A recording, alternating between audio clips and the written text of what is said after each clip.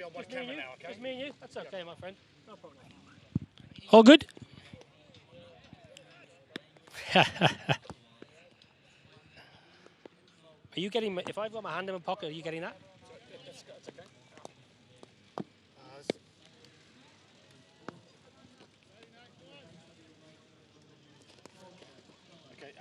Okay, there's no wide angle on this. No wide angle on this. Is that okay, Hamilton? Change lenses. Okay. Let's change lenses. Let's change.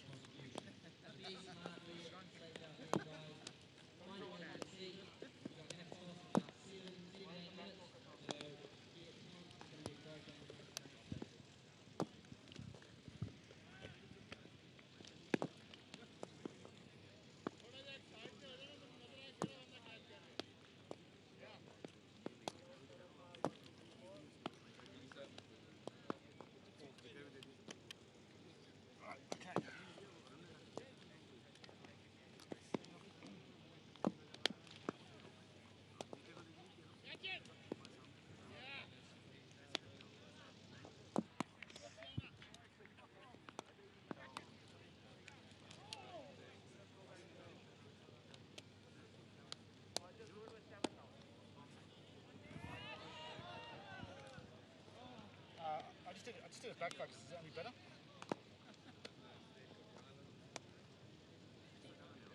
Okay, all right. So I just have to do a back focus. Okay, all right. Okay. There we go. Fantastic. Everything runs this smoothly, I think.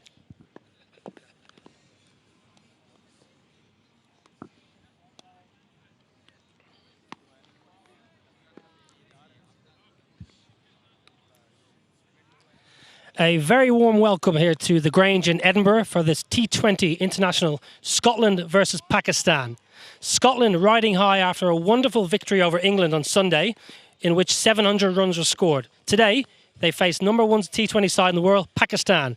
We've got a belting pitch, runs fest, and it should prove again the same today. Both captains, I'm sure, will look to have a bat. The wicket is used. There's a little bit of usage here. It's a little bit worn. But it should be a fantastic pitch for batting. Plenty of runs. Both captains, I'm sure, will want to chase small boundaries, and the sun is shining.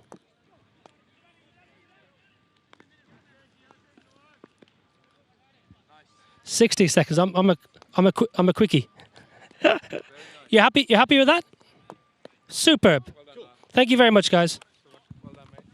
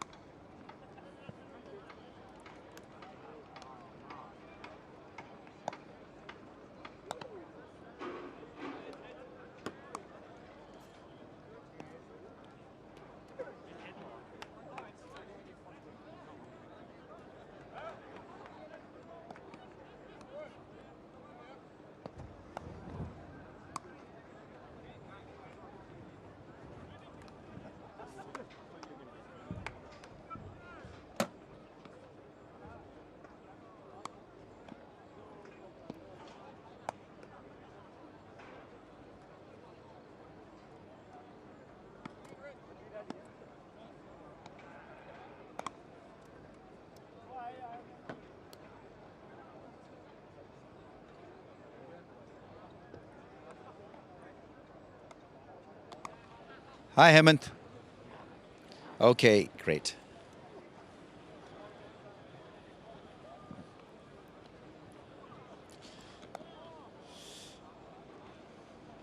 Mr. Broad. It's much better now. Good to see. Back home and then No, come back? no, I've been here. I'm a local. I've got a place in Sheffield, actually. Oh, do you know this author? Yeah. So I'm it is. captain of Scotland today. Yeah. But you're wearing blue. How are you, bro? Skipper? We're in the same team together. Has he tried to sell you a book yet? My book's out. Perfect invite, you see? You're in there, bro. I'm not. Why would I be in there? Here's some opening bowling attack. Yes, that's us. Hi, Carl. Carl, how are you? Good to see you. How are you doing?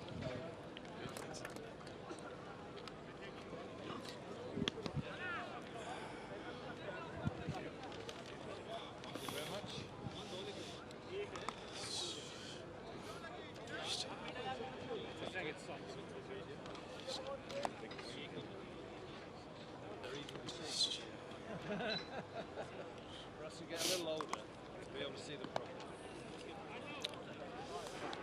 How long have you got? You'll be... Okay. Are we good to go, boys?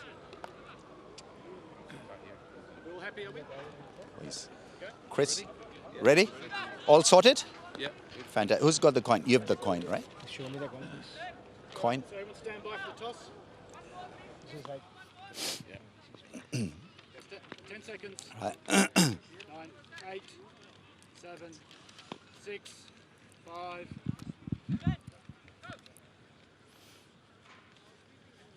Ready with the all-important toss. We've got the two captains here. Safraz leading Pakistan and Kyle Kurtzer leading Scotland. And Chris Broad is the match referee who's got the coin. The home captain has the coin. Here we go, boys. Head. Head is the call. This is the call. It is a head. Pakistan have won. It's a head. Safraz, what have you decided to do? Namita, we will bat first today.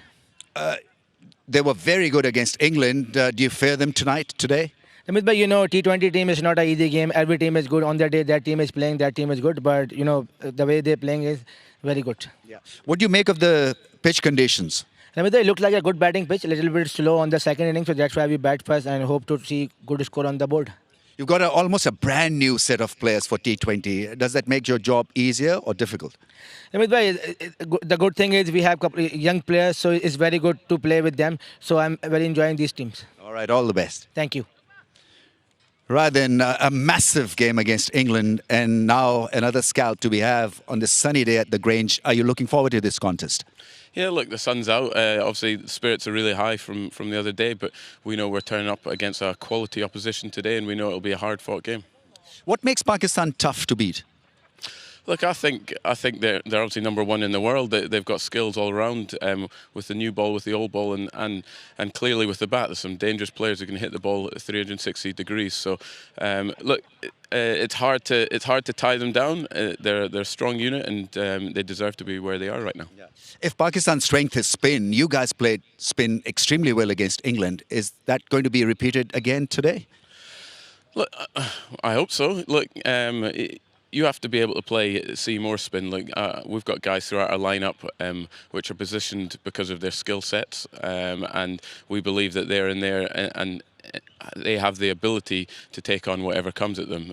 Look, they have to play a fearless brand of cricket, and if they do that, they'll compete. All the best. Cheers, thank you. Right, the news from the centre out here is that Pakistan have won the toss and elected to bat first.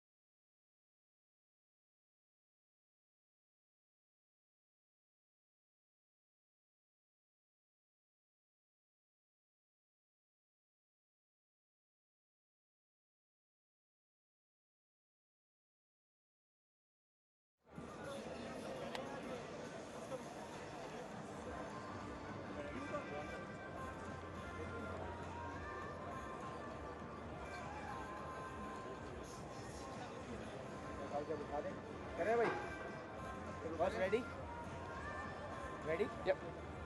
जैसे आप cover उठा दें आप आए ना चलो लो उठा दे मैं उठा लेंगे ट्रॉफी आप उठा लें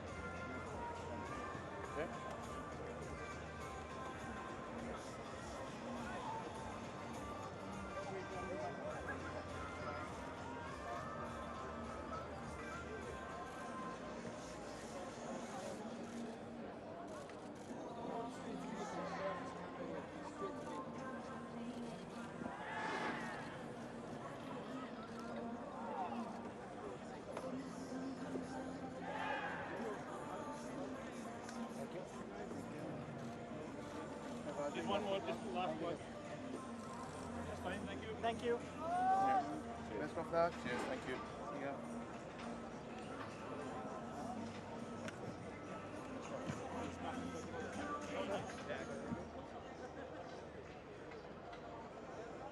I didn't realise you'd already swapped that as well, so I'm like just about to change to that 22 again.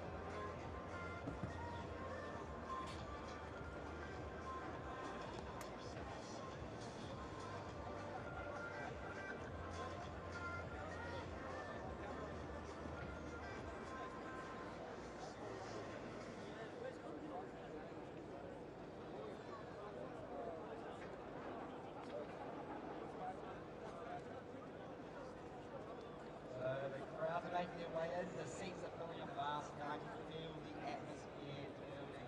Just a reminder, there is plenty of food and drink on sale today around the ground. We hope you enjoy what's on offer, but please remember to drink responsibly. Whilst we have everything you need for a great evening's entertainment, should you wish to leave the ground at any stage, you will need to take your ticket with you. You'll be given a wristband and you'll need to show both your ticket and the wristband to get back into the ground. If you lose either, you will not gain free entry. Likewise, any bag you enter with will be subject to the same bag restrictions as on first entry and will be subject to a search. Please comply with all requests of security officers. I'm sure you all understand the drivers of utmost security. Okay, so it's not long to go now, guys. The toss has just taken place. We know Pakistan will be batting first, so they should be out in about 15 minutes for that very low first ball.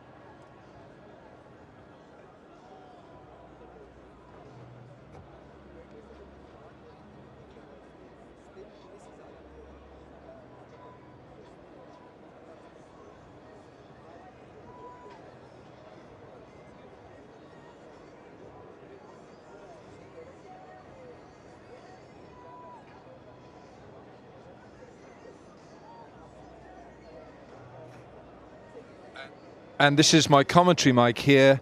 1, 2, 3, 4. And actually, Chaitanya, do you want to turn that down a fraction? It seems to be on the foldback. 1, 2, 3, 4. And then you'll have... This is Niall O'Brien on commentary A. Well, you just say a few words. Hello, my good friend. How are you doing? Good. I just need to get an earpiece now and I'll be good to go. If you want to talk to Tim, just go there. So I'll say, Tim, I want to, or Hemant, just want to see that mid off there. Just give me a shot of the slips. That's there. But if you say it here, without that, you'll go out on it. Hemant, how are you? All good, something. Seeing you here and seeing Chaitanya, all we needed was, no, Zainab's here. Where's our driver? To Vic Falls, Charles. Nieve.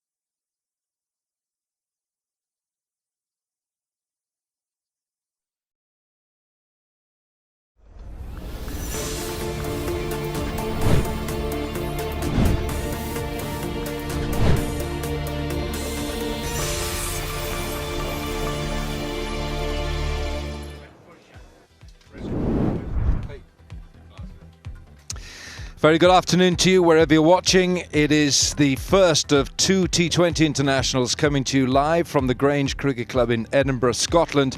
It is Scotland against Pakistan.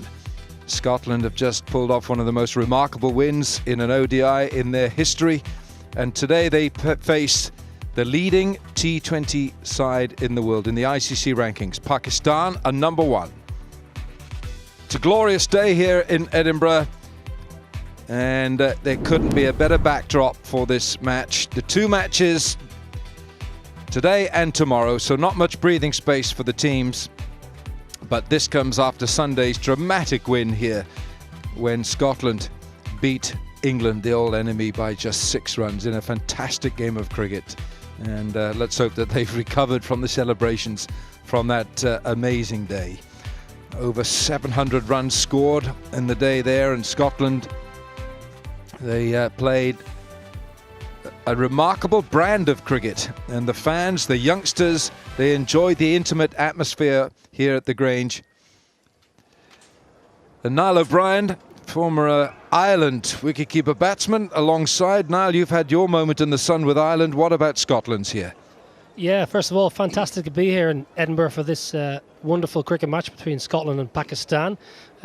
As an Irishman, it was fantastic to see Scotland play so well on Sunday and be deserved winners over the number one ODI side in the world. Today, a stiffer challenge, T20 against the number one T20 side in the world, Pakistan.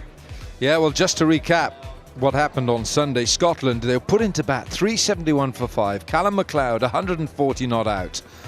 Carl Kutzer, the skipper, 58. George Munsey, 55. And Matthew Cross, 48. England in reply, 365. Johnny Bairstow, it was a wonderful century, his 3rd consecutive century in ODIs, first Englishman to do it. But young Michael Watt picked up 3 for 55 with his left arm spin.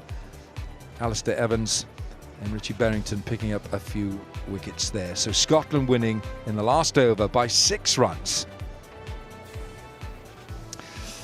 But today it's Pakistan who've just come away from a wonderful test series. Just 2 matches. They trounced England at Lord's by 9 wickets, and they couldn't repeat the formula at Headingley in Leeds. But there certainly has been a very steep learning curve for Sarfraz and his young team, and a lot of players will go home back to Pakistan with a lot of enhanced reputations. Mickey Arthur there, the coach, who's got a wonderful dressing room. The dressing room gets on. They just a happy bunch of travellers who've come from Pakistan, and they've got these 2 big matches now, these 2 T20Is against Scotland to finish off the tour. Now, what about the pitch? Let's go out there to Niall O'Brien with his thoughts. A very warm welcome here to the Grange in Edinburgh for this T20 international, Scotland versus Pakistan. Scotland riding high after a wonderful victory over England on Sunday, in which 700 runs were scored. Today, they face number 1 T20 side in the world, Pakistan. We've got a belting pitch, runs fest, and it should prove again the same today. Both captains, I'm sure, will look to have a bat. The wicket is used. There's a little bit of usage here. It's a little bit worn, but it should be a fantastic pitch for batting. Plenty of runs. Both captains, I'm sure, will want to chase small boundaries, and the sun is shining. Yeah, nicely summed up there. We had over 730 runs on Sunday. And as Niall says there, it's the same pitch that the ground staff are using for this, and we might well use another one for tomorrow's second T20 International. But when you have so many runs scored, and that was only on Sunday, it doesn't do any harm to play. Carl Kutzer is the captain, and I think we may well have the anthems very shortly. Ooh,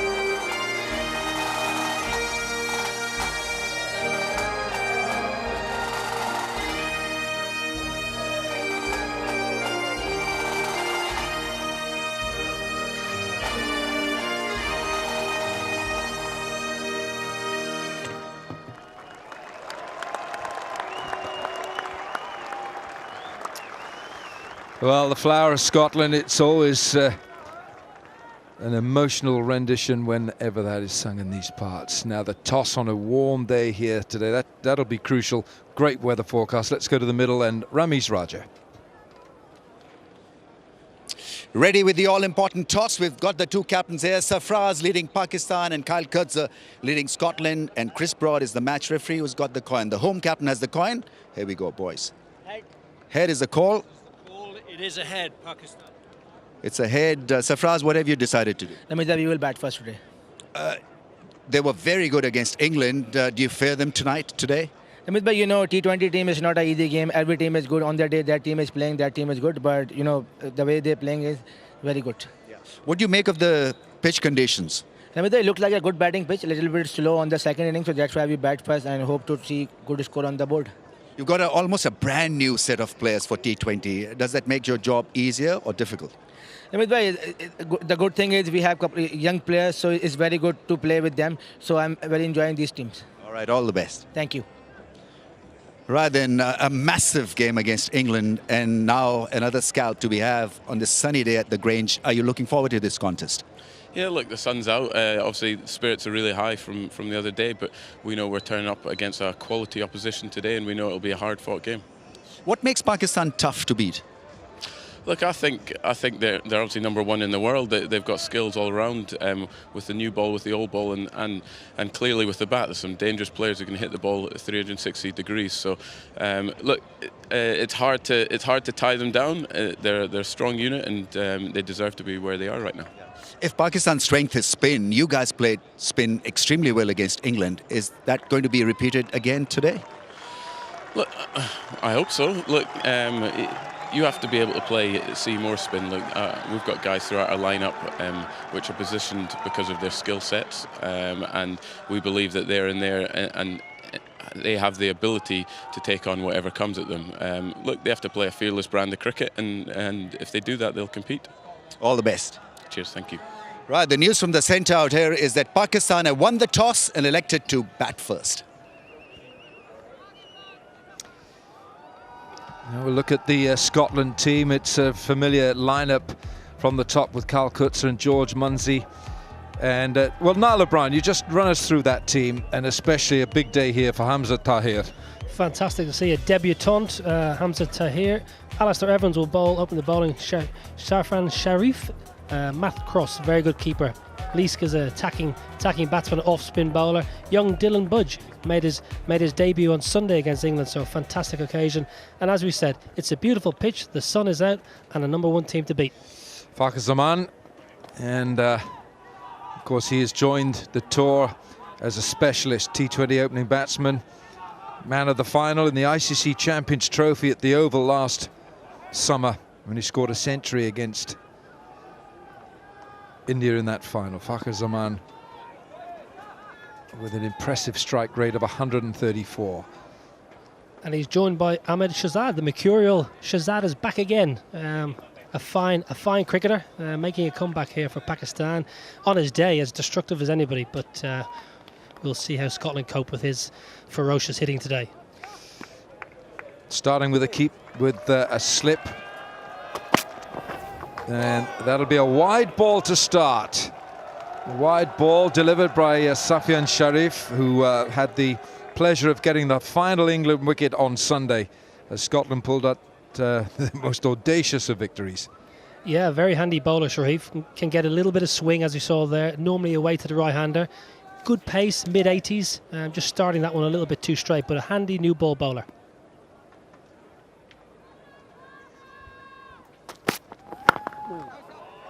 Looks a good pitch. Niall, you were out there.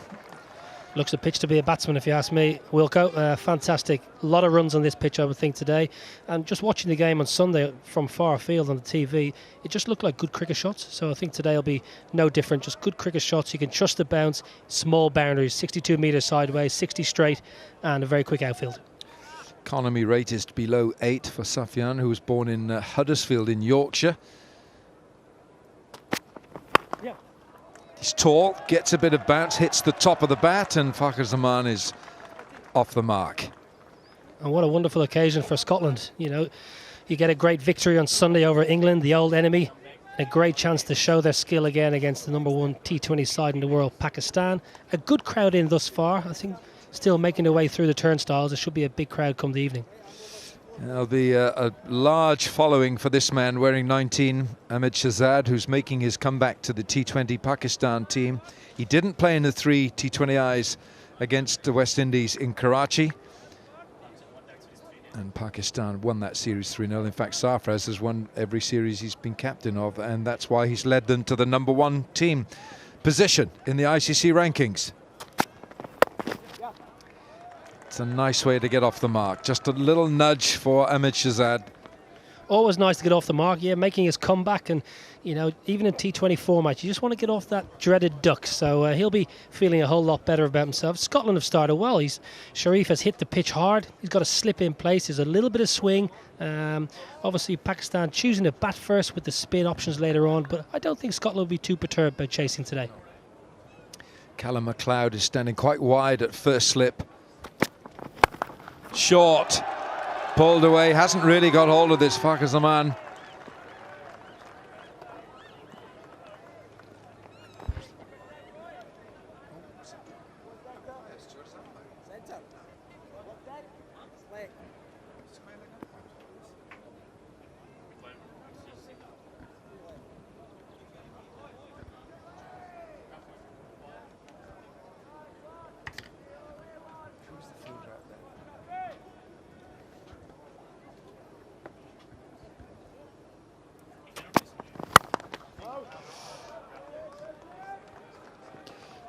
Pace of this pitch, you've talked about the small boundaries now, so it's no more than a push, especially with these bats these days. You can just follow through with the stroke. What about the pace of this pitch for you? I don't think it's going to be an overly quick pitch. I think the bounce should be fairly even. It looked like there was nice carry on Sunday, and so far today it's carried through to the keeper, Matt Cross, quite nicely. I don't think it's going to be a very quick wicket. Probably able to hit through the line of the ball. A lot of square boundaries on Sunday. Short. Bowler is down in his follow through as well, and Shahzad, you can bowl short to him all day, he'll milk that. The end of the over, 5 for no wicket.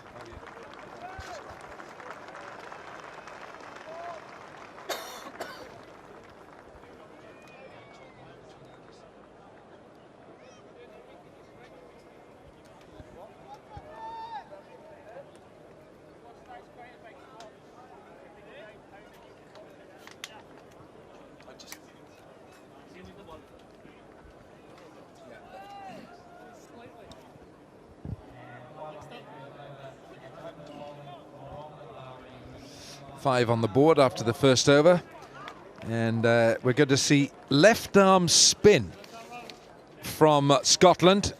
Mark Watt, he's just 21 years of age, he's from Edinburgh, and this is his 19th T20 international. He's picked up 5 for 27 as his best bowling figures. That was against the Netherlands.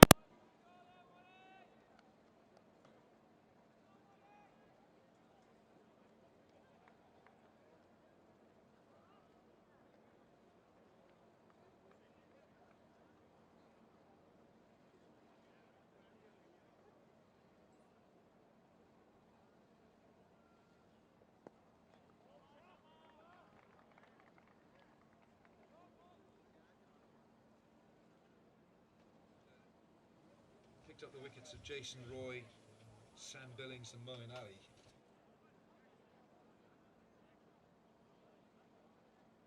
Also, he's relying on variations and a change of speed. He's very, very accurate, so he'll be competitive. He'll be in the contest. Where is it?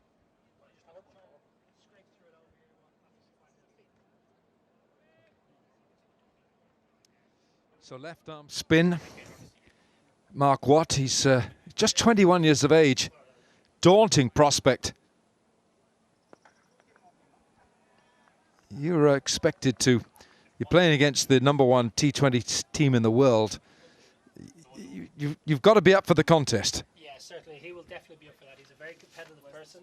He's a good cricketer, can bat on the field, and he's very useful, and his confidence will be very high after his performance on Sunday.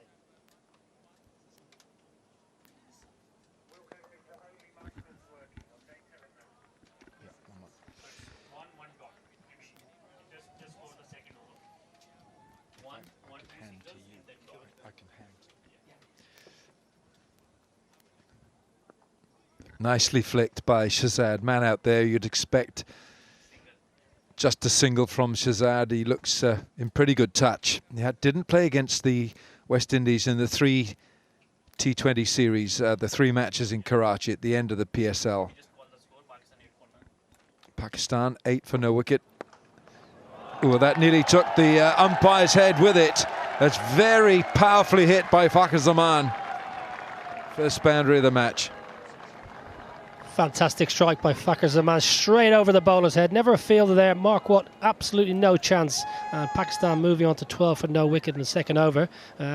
Mark Watt doesn't look overly happy, but he put the ball a good length, and Fakhar Zaman said thank you very much.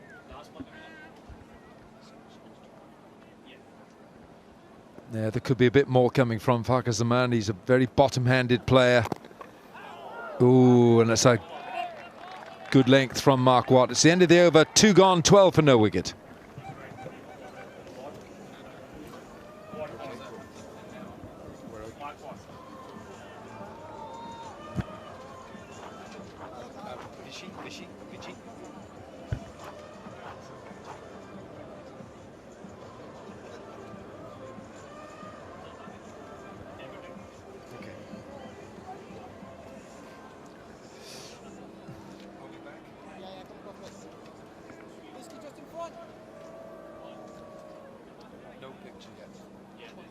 Well, we have a new man in Scottish colours, Hamza Tahir, just 22 years of age, and he makes his debut for Scotland. And what a moment for him. He's left arm spin, so Scotland going with the extra spinner. Yeah, lovely to see a young man making his debut against Pakistan. Good crowd in, sun is shining, so fantastic opportunity. Kyle Katsir, the captain, getting him into the game early. Good to see, get the young lad into the game.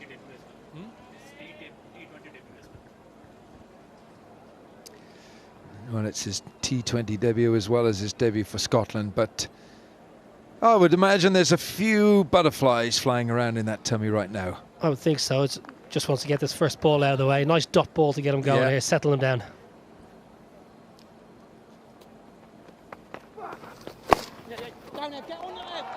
Oh, dive is the call. And I'm afraid that beats Mark Watt. It's 4. It runs down the slope here at the Grange.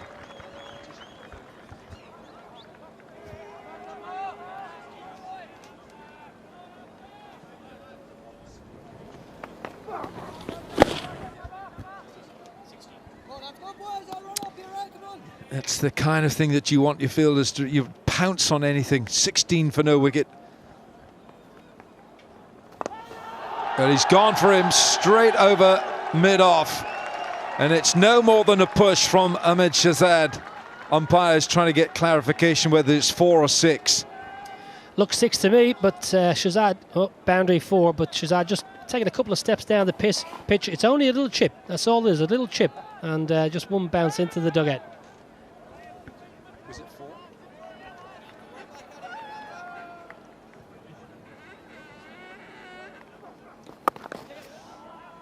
Have to hurry, have to hurry.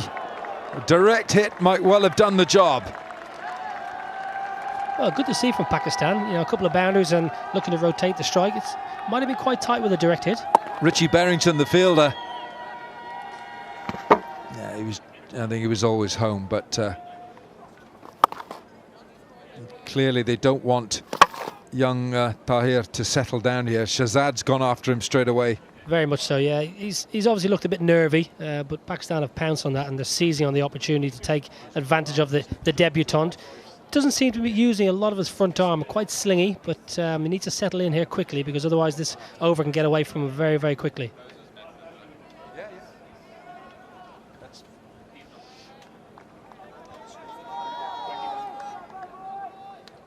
Got a little problem with our scoring counter, so it's 21 without loss for Pakistan.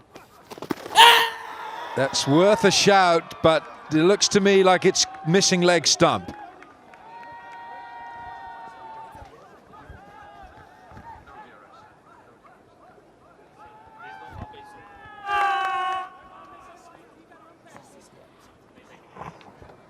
It's turned a bit, this. And it's missing leg stump. Fakhar Zaman goes after him straight away. Yeah, that's the way he plays. This is a tough initiation into international cricket for the debutant. They have not let him settle at all. Fantastic over so far, 13, 3 boundaries, 1 single. But importantly, a bit of turn in the previous ball as well, which will encourage Pakistan. Yes, it will. Well, this over's gone for 13 so far. And, yeah, it's a nervous start for young Hamza Tahir. 25 for no wicket. Gone after him again. This time it's into the marquees where the players are sitting. 19 off the over. It's 31 without loss.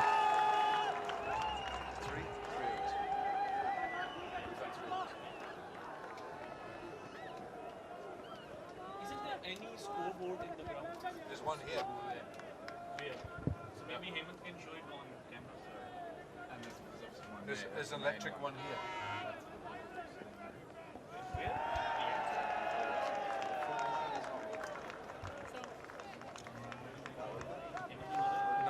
No, got no score on here, and the fruit machine's not working. 3 overs gone. Pakistan winning the toss and making a very good start. 31 on the board, and that last over, the first from Hamza Tahir, went for 19. And you could see the policy there, Niall. It was, let's get after this debutant. Yeah, never easy, but Pakistan played it well. Change of bowling again, 3rd change, Ali Evans in. Yeah, Alistair Evans. Yeah, Alistair Evans, born in Kent, but his parents both Scottish, and he attended the George Watson's College here in Edinburgh, a product of the Loughborough MCC University, and had a spell with Derbyshire a couple of years ago. Experienced campaigner now, playing. Yeah, this is the 6. Beautiful strike, left-hander zone, long on against the left-arm spinner. Beautiful hit.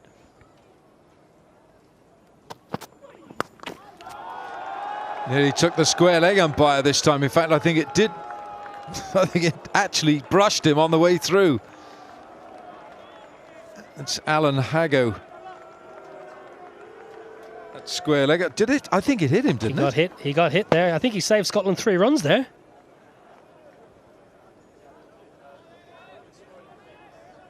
Keep your eye on the ball there, umps. Early indication is going to be a big score for Pakistan. It's been a fine start with the bat. Left hand, right hand combination, always useful, top of the order. Yeah, and I think that's probably what mitigated against Hamza Tahir. Fakhar Zaman is in the groove. Short, man out there, man underneath it. Oh, he drops a sitter. Michael Leask is the culprit. That ball needed to be caught. Fakhar Zaman is one of the most dangerous men in the world game of T20. Well, I'm very, very surprised. Michael Leask is normally a very fine fielder. As catches in the deep go, it's fairly routine. It was up there long enough. He got in position, shelled it. Chance this time, and it's Shahzad who's got to go. Alistair Evans strikes, and a nice catch taken at backward point. Richie Berrington takes the catch, and I'll tell you who'll feel a lot better is Michael Leask. Brilliant wicket for Scotland. Ali Evans banged it in. Shahzad, eyes lit up there. Square cut was on, but straight to Richie Berrington. He is a fantastic fielder for Scotland. Probably the best fielder Scotland have produced in the last 10, 12 years. He wasn't going to drop that. Least put one down. Berrington held on. Shahzad has gone. How many? 14. He's gone for 14. 33 for 1.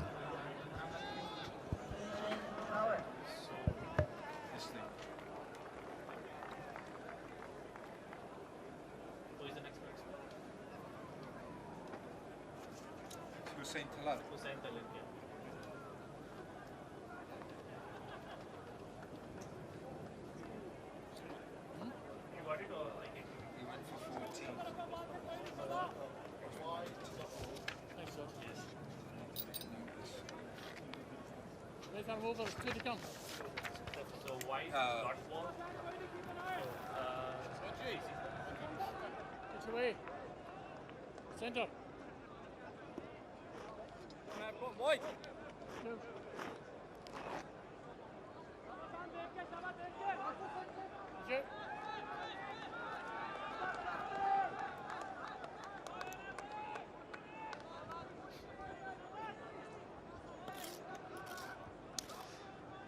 Hussein Talat is the new bat coming in at 3. It's 33 for 1.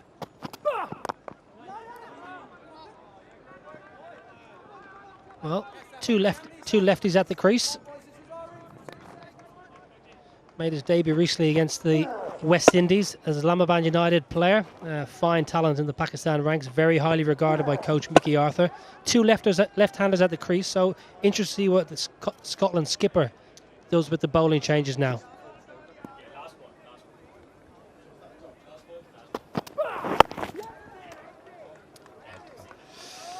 Well, the end of an eventful over, 4 gone. It's 34 for 1. Lovely picture of a lake. We've got a picture of a lovely lake.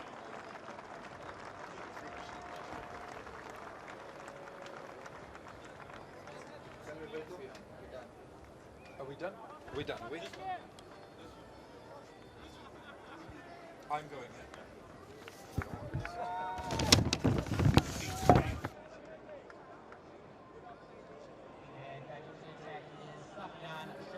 Sharif going to bowl a second over here. No slip-in. Slip has been gotten rid of into the ring. Scotland picked up a wicket. They'll be searching for a second here. Talat and Zaman, the two players at the crease for Pakistan.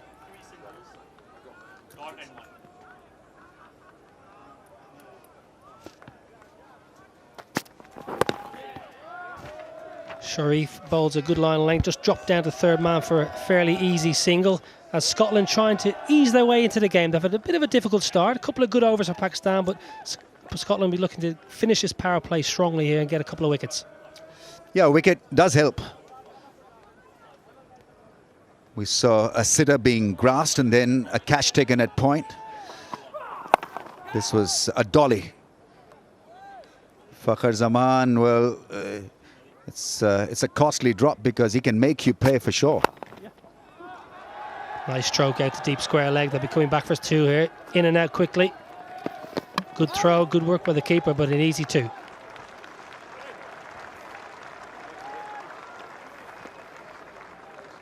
It's a small fence, so it's not a bad start by Scotland, because if they can do this regularly, then Pakistan can be a bit of bother. Batting is not their strong point. Yeah, I think Scotland will just look to chip away at Pakistan, the Pakistan order as they go along. They're not going to have it all their own way. They're not going to be blow the batsman away. They're not going to be able to spin the ball massively, but they can be competitive. They need to take their chances, though. Any half chance must be taken. It's timed beautifully. Hussein Talat is the newcomer at number 3 now. He lit up the field during the PSL season. Played beautifully. Played in the middle order. And this is a promotion for him, batting at number 3. Well, it's the best place to bat in the limited overs format. Get yourself in as high as possible in the order. Give you plenty of time to play your strokes. Here he goes, a smash. Not entirely out of the middle of the bat. But he'll keep on challenging you, Fakhar Zaman. Very good against spin. Normally you have openers who tend to struggle a little bit against spin, but he'll attack the spinners. I think playing spin on this ground is the key thing, is to hit straight. The boundary is only 60, 62 metres. There's no need for too much improvisation. Hit through the line. We've already seen 1-6, fairly effortless 6 over mid-on. Hit the ball through the line. Chip it if you have to. Just chip it in the gaps. You'll get full value.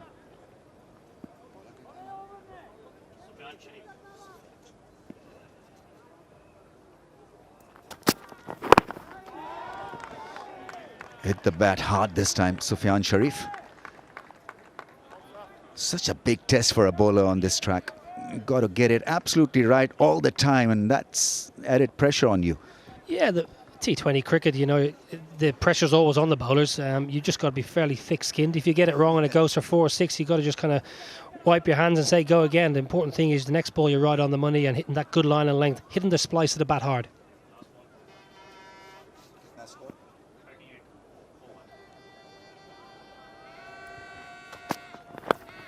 It's a flake, wrong line. 42 for 1 now, Pakistan.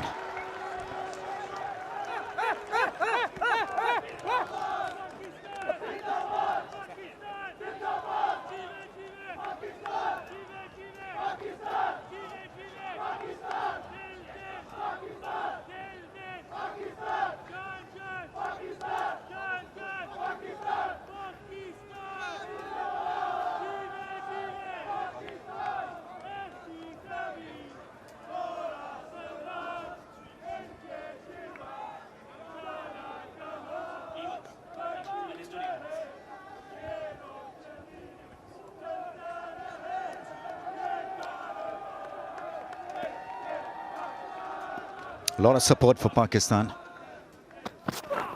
Oh, improvisation and to good effect. What a wonderful stroke. Just got down on one knee off the pad, so 4 leg buys, but 4 more to the total. You know, the young players nowadays, Ramis, they've got all the shots. They've got the power, they've got the big bats, they're fit, strong, but they've also got the finesse. And that's where the PSL has been so important for these young, up-and-coming Pakistan players. Wonderful audacity just to get down and, you know, bowling mid-80s. Fantastic to see.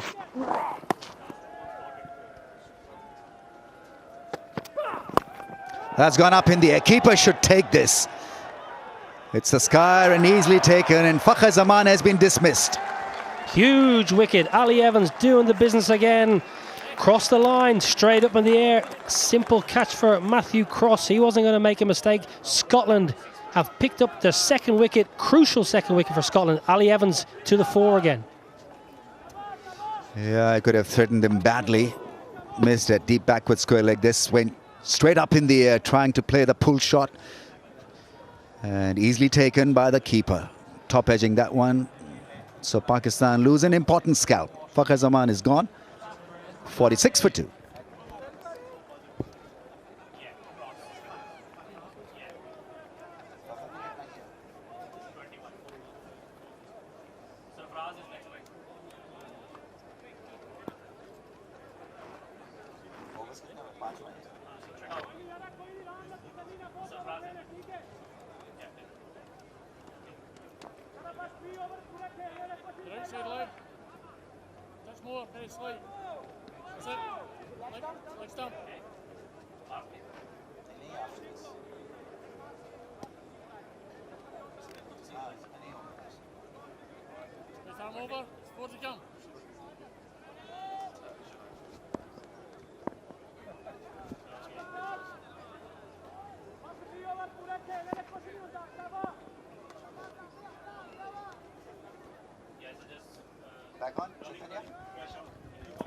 Skipper is in at number 4.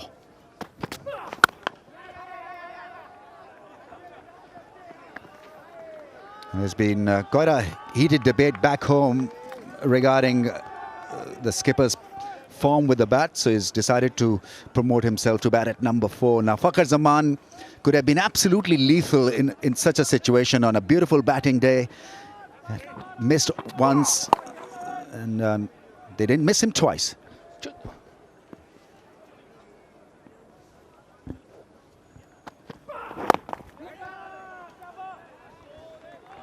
Well, I think they missed the single there. Fairly simple 1 run.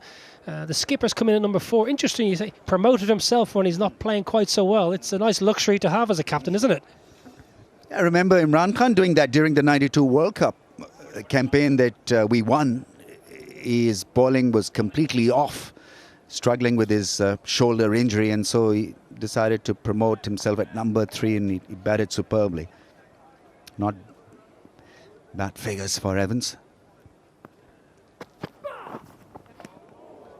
Yeah, every now and then you get a ball like this from Scotland, and that you can put it down to lack of experience. Yeah, potentially. He's probably just trying a little bit too hard. A little bit of swing. There's a tiny bit of swing, but Evans, the 2 wickets he's got, he's slammed the ball in at a good length, and it's almost just bounced it a little bit more than the Pakistan batsman have thought. But Sarfraz will be busy. He'll be busy at the crease.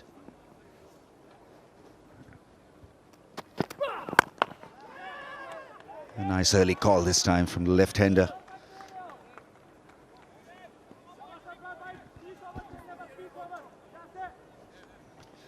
You need, say, a little spell of 3 or 4 overs if you're a batsman, really, to get the ball in your court and recover the lost territory. I think it's as critical as that. So a 3-over good batting spell can win you an important phase of the game.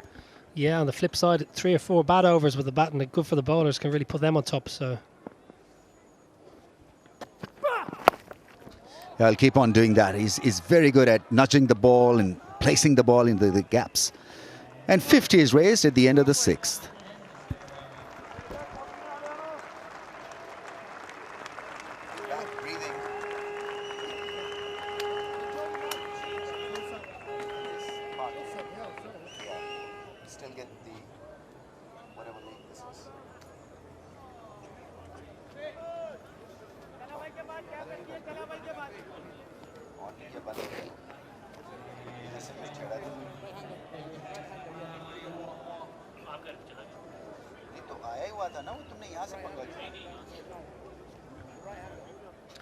Well, it's not a bad effort by Scotland. 50 for the loss of 2 Pakistan.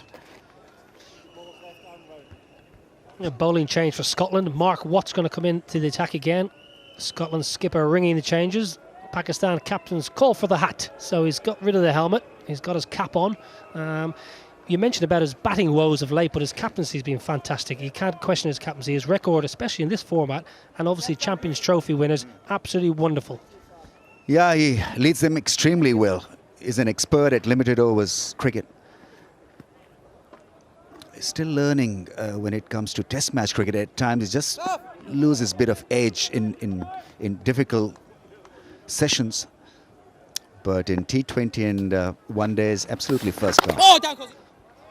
Well, this is what Mark Watt will look to do. Just bowl very straight, vary his pace, aim for the stumps. If they hit, if they miss, he hits. Won't be too much turn for Mark Watt. Yeah, that's into the gap. Small fence, 4 for Sarfraz. That's good batting. He creates his own angles. Absolutely beautiful shot from the Pakistan captain. He's come out with full intent. Takes a couple of steps down the pitch. Lovely use of the feet. Just clips it over mid-wicket and the ball shoots away on this fast boundary. Fast outfield to small boundary, so full value.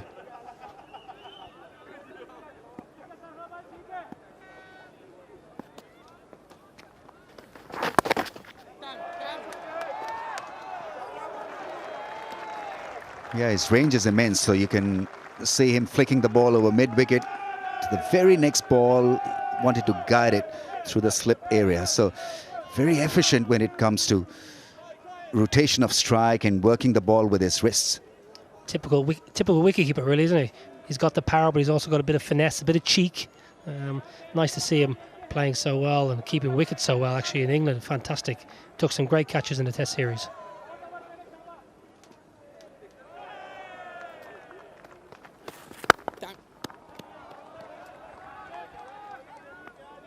We've seen mostly rolling shots from Hussain Talat. He can hit the ball a mile, so maybe just settling in a bit.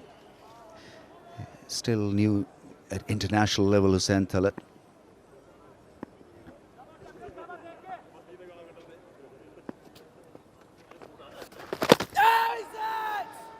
Wide ball, wide ball. Maybe just flick the pad. Good take from Macross. What got away one there? I don't mind the young lad taking his time, you know, getting his eye and getting used to the conditions. Down! Yeah, good over. 56 for 2.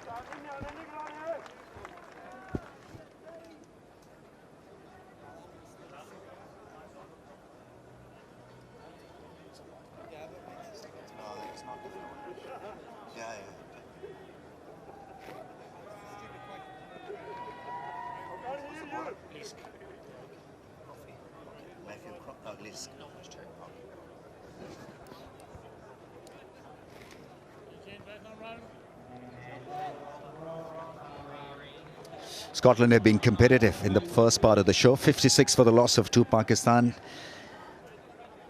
Shoaib, Asif, Fahim, Shadab, a lot of all-rounders in that late category. Certainly gives the captain plenty of options, especially with the ball. Shoaib Malik's been around a long time, a lot of experience. Michael Leask is going to come into the attack for Scotland. So 56 for 2 off 7. Scotland will be delighted, I think. The power play was fairly even, Stephen. 50 for 2 off 6. So it'll be interesting how Pakistan go about these Scotland bowlers. Judging by the one-day game on Sunday, both sides attack spin. They weren't really worried about 1s and 2s. It was 4s and 6s.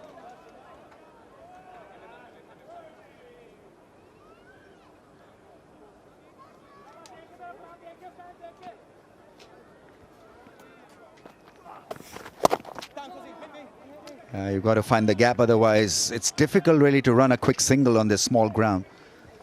And we know Pakistan have had their troubles with quick singles in the past.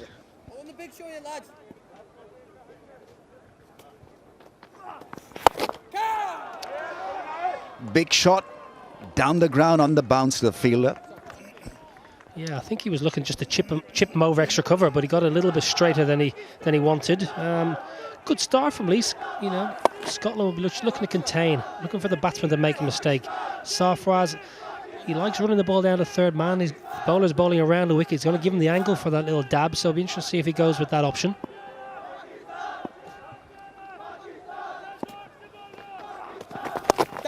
Oh, wanted to hit it over mid-wicket and then decided to just tap it for a run. Interesting angle round the stumps to a right-hander. Not a big turner of the ball, I believe, so he'll look to straighten it from that middle and leg stump line. He's going to struggle to get an LB, I think, bowling around the wicket to the righty.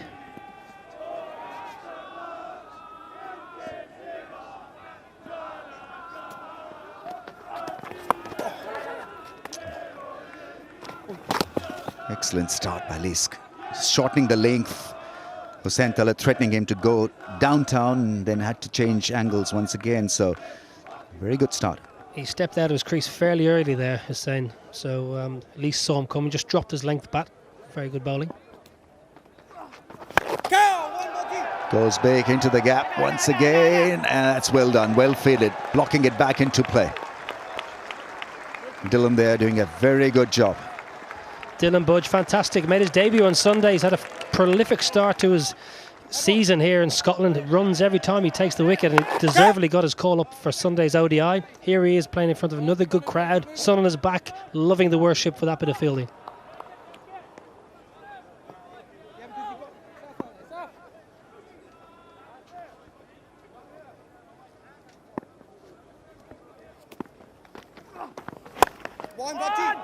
Once again targets that fielder. Just 6 from that over. 62 for 2.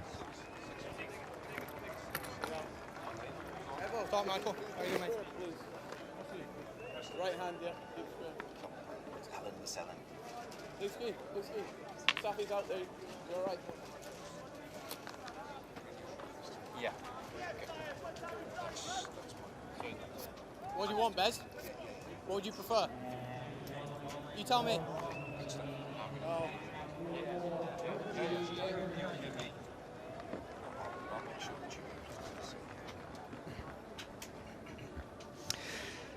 Well, you'd expect a high score.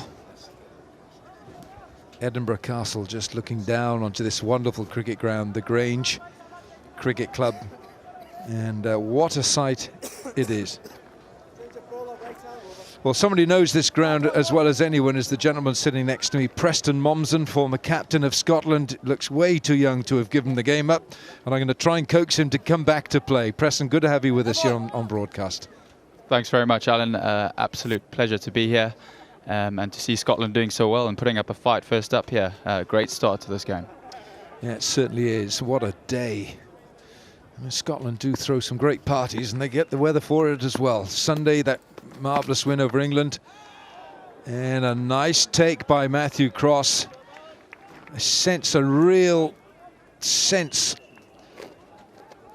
of belief in this side, Preston, and this Scottish team. Yeah, we'll be absolutely buzzing after Sunday and Sunday night. There's no doubt about that.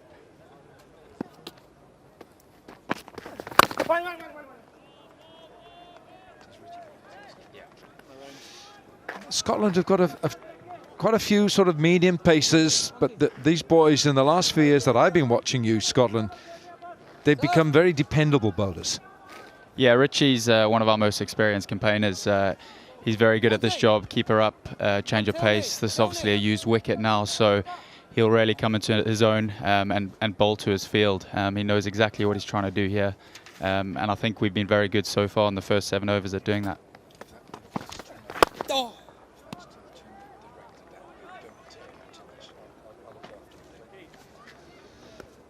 This is the same pitch, if you're just tuning in, wherever you're watching, certainly in Pakistan. This is the same pitch that was used on Sunday, where over 730 runs were scored, and Scotland pulled off the most audacious win over England. And Kalin Mcleod scored a match-winning and a man of the match, 140 no doubt. But it was the bowlers who supported that, Preston. Absolutely, yeah. The bowlers stood up, a lot of pressure towards the back end of that innings. And Mark Watt particularly stood up, took the key wickets. And I think bowlers are doing an outstanding job here, first 9 overs. Yeah, we're into the 9th over here, 64 on the board. Pakistan winning the toss. Sarfraz wants the run, but Talat doesn't. George Munsey is the fielder at that backward point. it's a difficult ground to field on, really, because it is small, but it's a beautiful place to play cricket. Well, that's been timed nicely.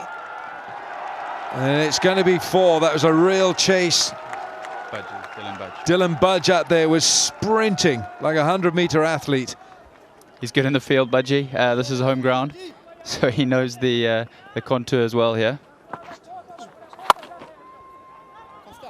Glorious shot there from Sarfraz, starting to come into his own.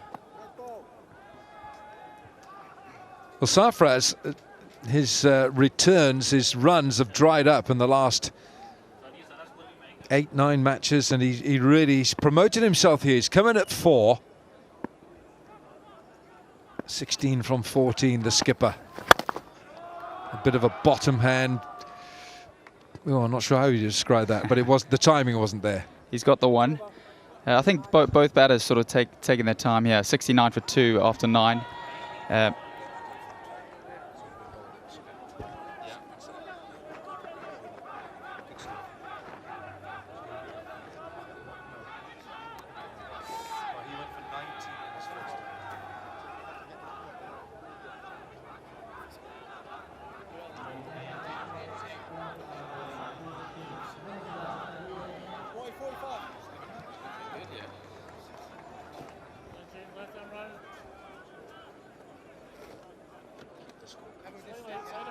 Pakistan winning the toss. Fakhar Zaman and Shahzad have gone. Hussain Talat, Sarfraz, Shoaib Malik, Asif Ali, Fahim Ashraf, Shadab Khan, Nawaz, Amir and Hassan Ali. That is the Pakistan team today.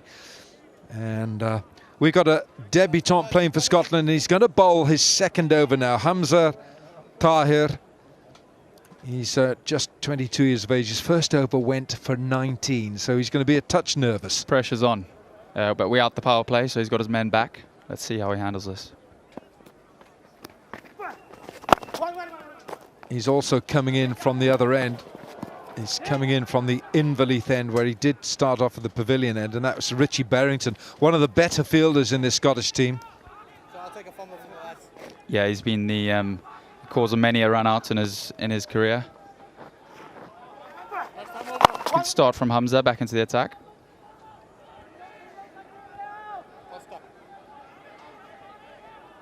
Hussain Talat, 11 from 12. He's only hit 1 boundary, so he's had a good look at it. He's had 2 overs to set his stall out. He's now going to have to think about going up a gear. Kind of indication that he wants to get on with it now. I think Scotland will be very happy with the tempo of the game at the moment. Pakistan really struggling for boundaries here. I think there's only been 7 so far after 9 overs. And 1-6, sorry. I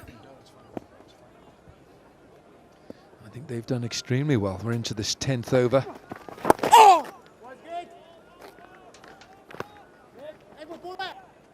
Almost fooled the fielder on the outside there.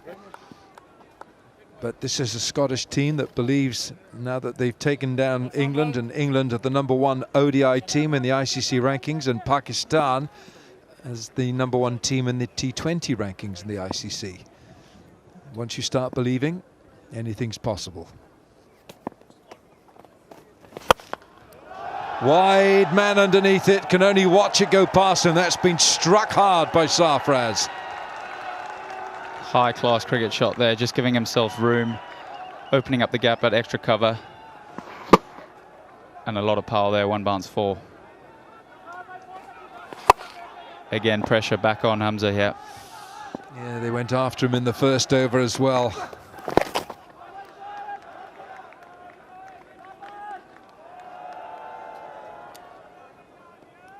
He would do well when he watches Mohammad Nawaz.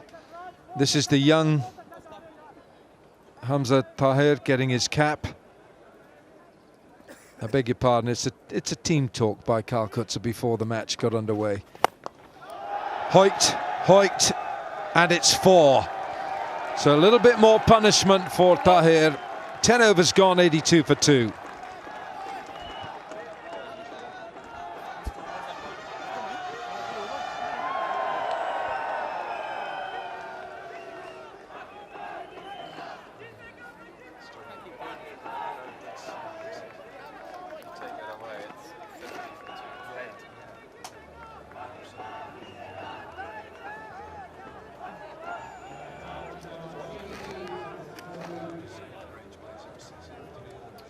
Start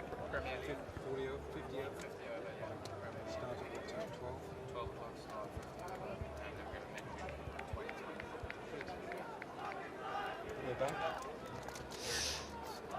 82 for 2, Pakistan, and Hamza Tahir has gone for 32 in his 2 overs. So if you just take away his 2 overs, then this has been a very circumspect start by Pakistan.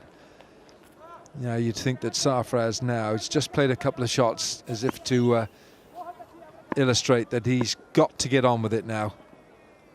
Berrington, marginally short, picked up by Sarfraz. I think he's going to get 4 here. Small boundaries. Critical little phase here for Scotland. Make sure we stay in the game. Got to be careful. Pakistan building a little bit of momentum here. Berrington needs to be real clear about what he's trying to do.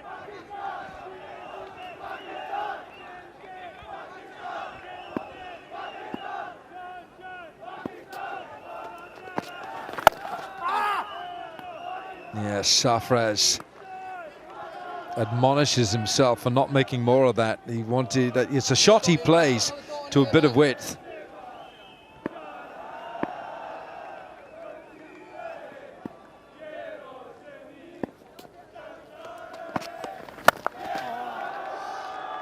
Well, he's going after Berrington here, just marginally short. I think Richie will be happy with the 1 there. I think 1's a winner on this ground. Sunday really proved that where the boundary count was enormous, and I think Scotland broke their record there of highest number of boundaries in an ODI. Broke a few hearts too in that England dressing room.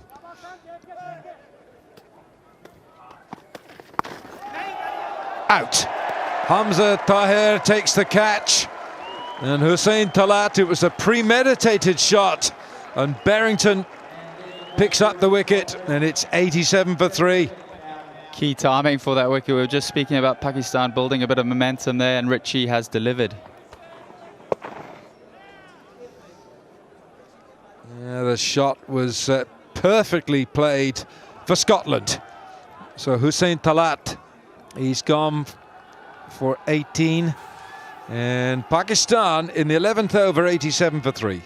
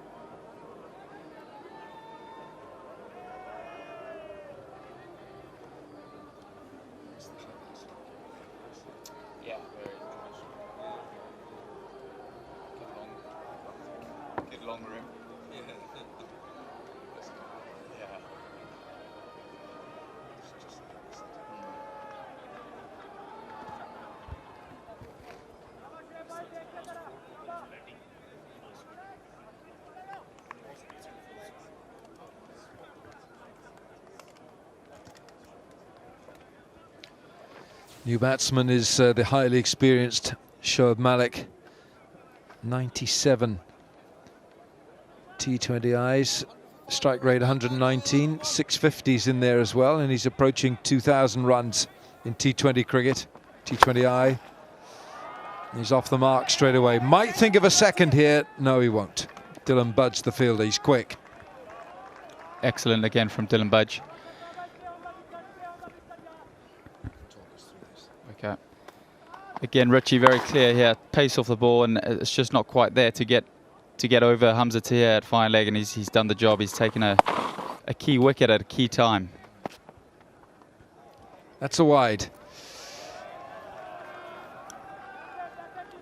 Well, he's bowling with some variety here. Richie Berrington, as you say, taking pace off the ball, just giving Sarfraz something to think about. The skipper's the key man here now for Pakistan.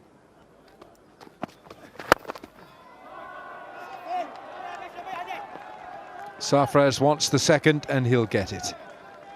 So the end of 11 overs, Pakistan 91 for 3.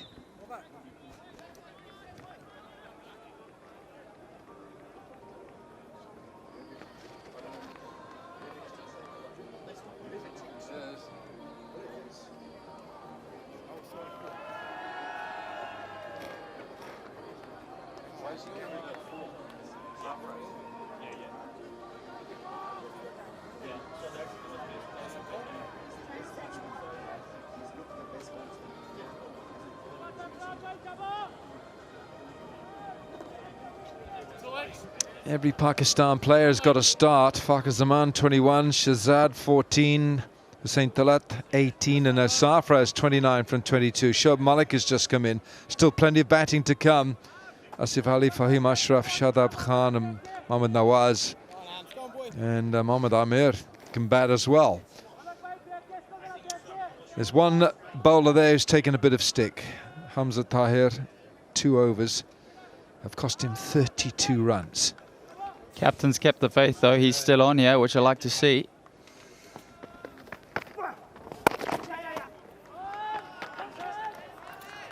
I think Sarfraz could have a go at Hamza Tahir here. So Kalkut's has done well for the bowler here, I think, Preston. He said to the bowler, come on, I know you've gone for stick. I'm staying with you. Yeah, and with the dismissal of the left-handed batsman, I think it gives him a better angle to work with.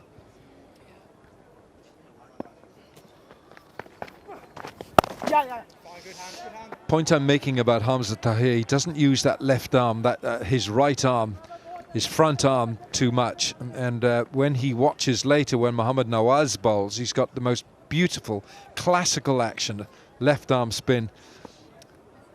But this Hamza Tahir, not a lot happens with the front arm, which is your rudder.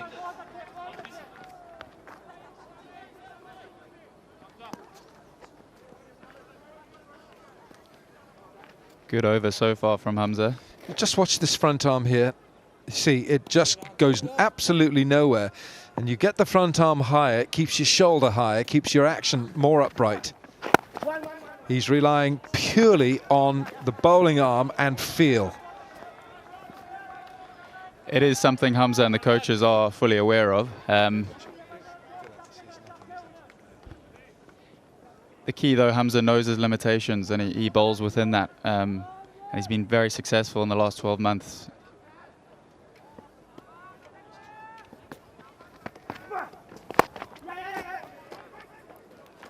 Getting some easy singles here.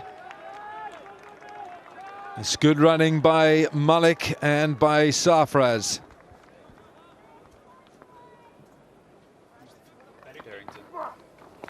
Outstanding here from Barrington, so quick off the mark. Throw slightly off. Oh, he's...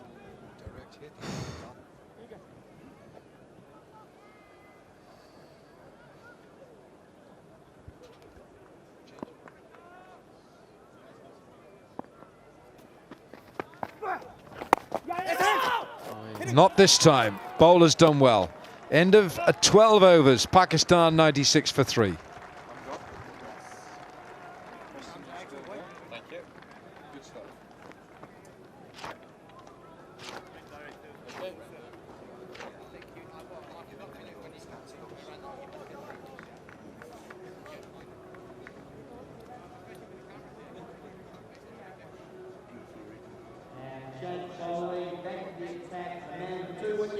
Alistair Evans.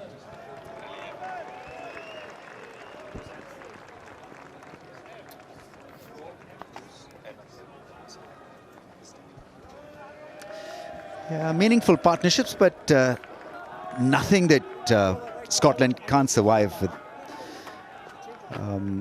Fakhar Shahzad was an important beginning. Shahzad needed some runs under his belt because this is his umpteenth comeback. It can be difficult making a comeback in T20s. But against Scotland, you'd back yourself. Played so much of international cricket that you'd be okay, but he just looked a little bit edgy, didn't really hit the ball that cleanly. And Hussain Talat was a bit off as well, because during the PSL, he showed us his complete game and range and talent of hitting ball out of the ground. Looked a bit circumspect. Oh, he's a good player. Shoaib Malik still a much wanted T20 specialist all around the world. So he's there to help out Pakistan once again. Yeah, he's got a key role to play here, coming in middle overs. I think Pakistan will feel they're slightly behind the 8 ball, going at under 8 runs and over on a very, very small ground on a good wicket. So a lot of work still to do here for them to post a competitive total.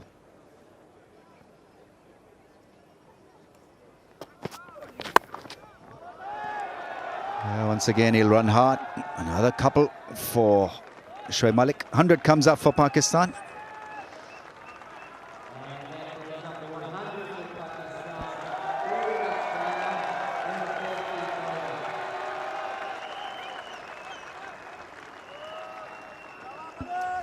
The trophy was unveiled in the morning, just before the game. It's a brighter trophy. On a bright, beautiful day.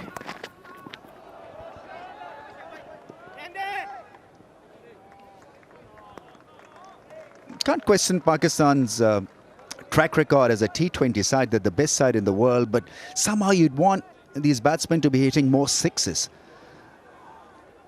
I've been surprised at their lack of sort of intent so far to try and clear the boundary here. It is a small boundary. England were 110 after 10 in the 50-over game on Sunday.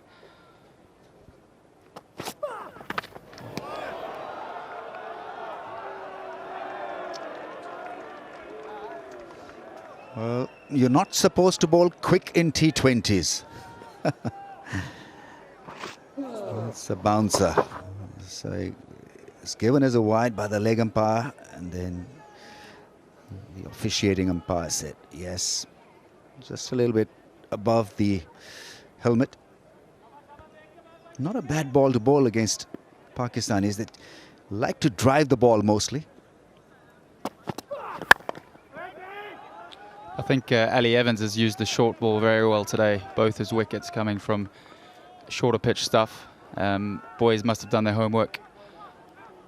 And he's been superb, 2 for 13 in his 3rd over.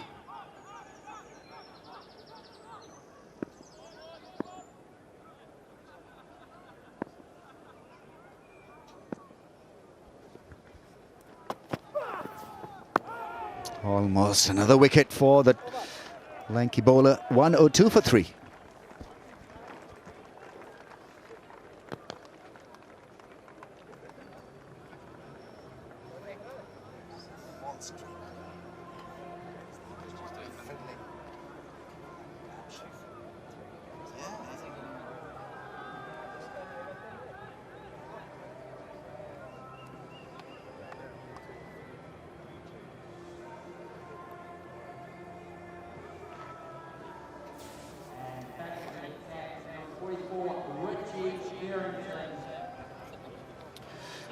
Right then, 10 and over, 172. That is what Pakistan would be aiming for at least. You want Lees keep behind? That's a lovely backdrop. Beautiful architecture around the ground.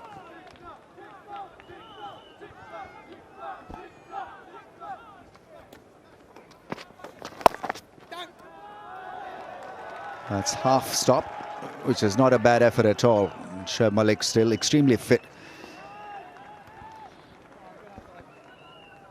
You can see the class Shoaib brings when it comes to wickets, and it's not just singles he's after. He's pushing the field for 2s and 3s. Change of end for Richie Berrington here.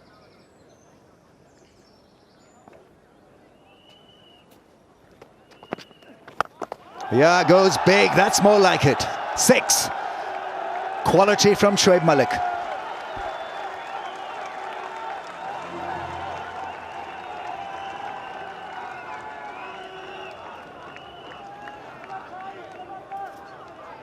I think he's lined Richie up here. It's full pitched, and he's got hold of that one. Short boundary that side, and he's backed himself. It's gone all the way.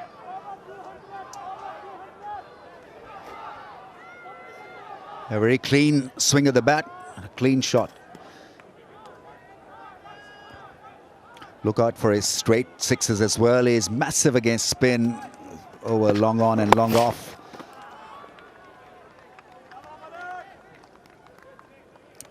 Good comeback from Richie there, nice and full. bowling to his field. Boys will be happy with ones out here.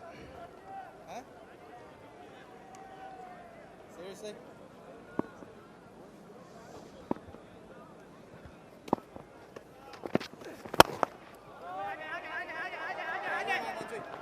Shoaib Malik is swift, very athletic, and was off immediately as his skipper wanted to.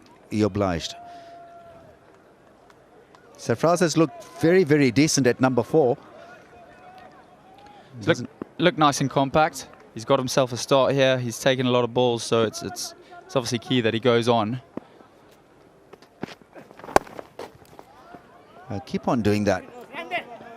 Finding the gaps and running hard for those 1s and 2s. Just need to amp it a bit, a little now. Sarfraz, who's been out there now for 29 balls, maybe a 6. A couple of 6s at this stage would help them to get that spark back. Yeah, 6 overs to go after this ball. Scotland again, I think they'll be fairly comfortable with the way the game's sitting at the moment. I didn't hit it in the middle of the bat. Still good enough for a run. 115 for 3 after 14.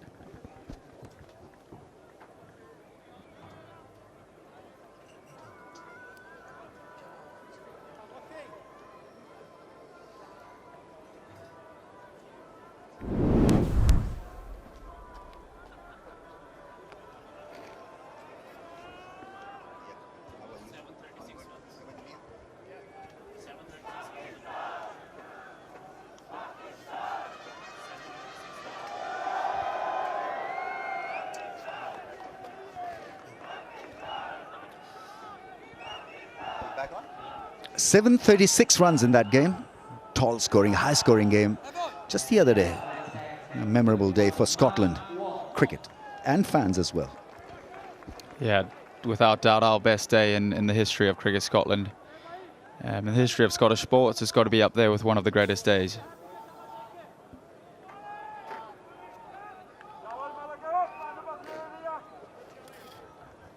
That stand took a bit of a beating. Ball was hit regularly in that area, straight over the bowler's head.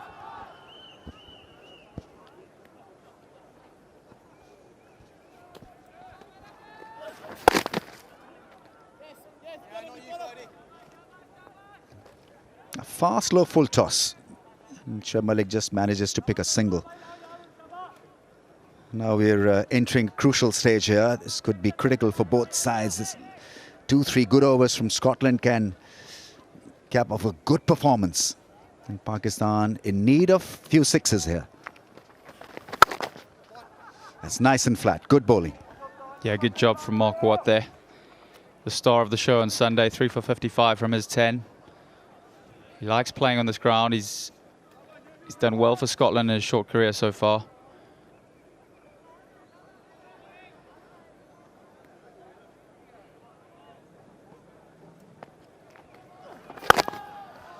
Got there a little early, Shoaib Malik.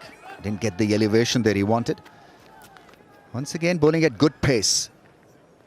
Yeah, he's not a great spinner of the ball. Changes in pace is key. Change of angle there, very wide of the crease as well. He often bowls a 23, 24-yard delivery as well.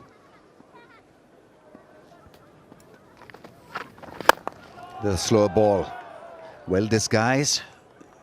Sarfraz not been able to time the ball. Again, just 4 singles from the over on the 15th over. Scotland will be very, very happy with the way this is going.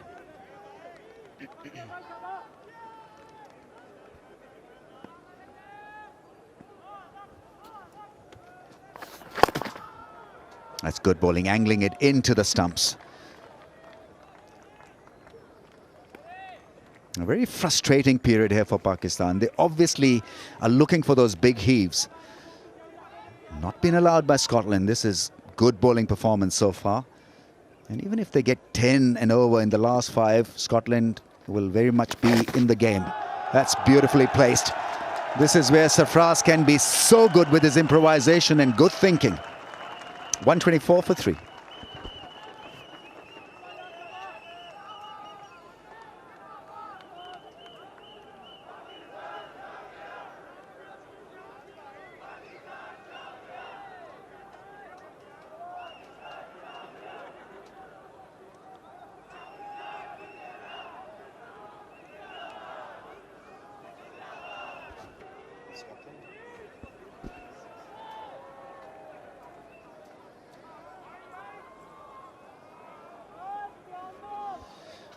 Yeah, the innings needed a bit of a gallop, and Fakhar Zaman was there initially to provide that impetus, but it has been a low-key batting performance so far by Pakistan on a beautiful batting strip. Yeah, no, apart from the third over there of 19, there's not been really any big overs, which Scotland will be really happy about, having had 15 gone.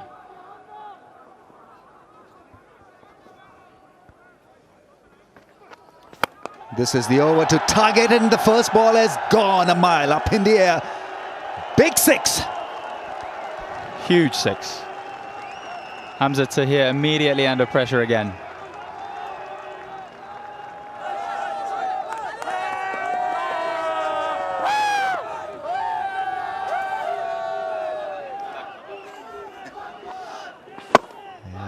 Bit underarmish from Tahir and smacked over.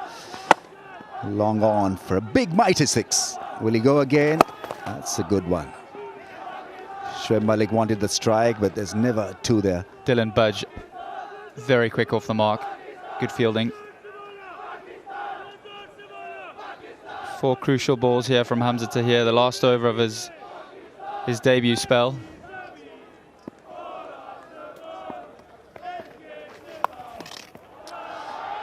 It's going to be a close affair, and that ball has gone and hit the fence. So the first 3 balls have produced 11 runs. This is what Pakistan needed at this stage. Absolutely, it's what they're after. Hamza now gone for 48. Still 4 balls to go in a spell. Pressure is certainly on.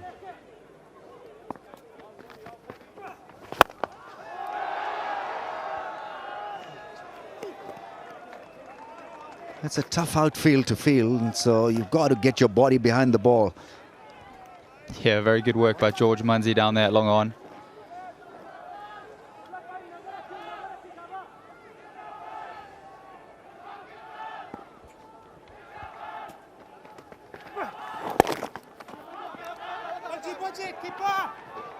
Shoaib Malik wants 2, and he wins the race.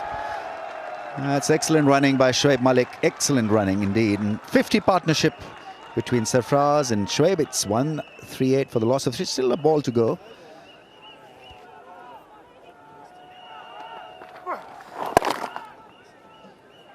Yeah, he was off straight away. Wanted 2 and got there in the end.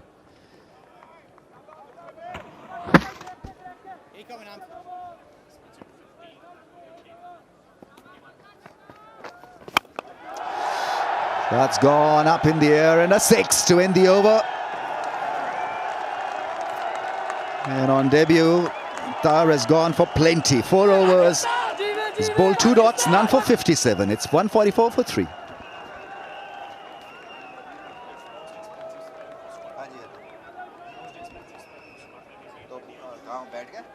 That is unfortunately the most expensive spell for Scotland in T20 internationals. Tough start for Hamza Tahir, but no doubt he'll be coming back from that.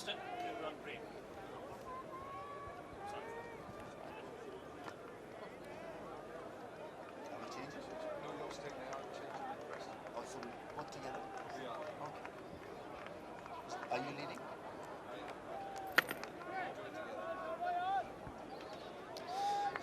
Yeah, just what Pakistan needed at that stage. Tahir gone for plenty. 20 of his last over. None for 57 for the left arm on debut.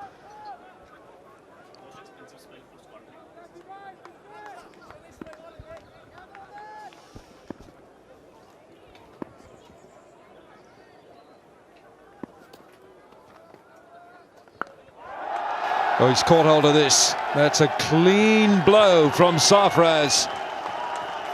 And it's a half century for the skipper. He's played well for these runs. Strike rate of 148. Oh, how he needed this innings.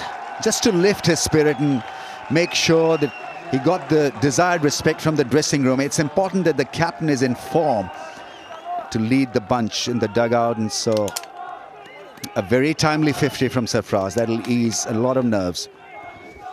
Brings up the 150 as well.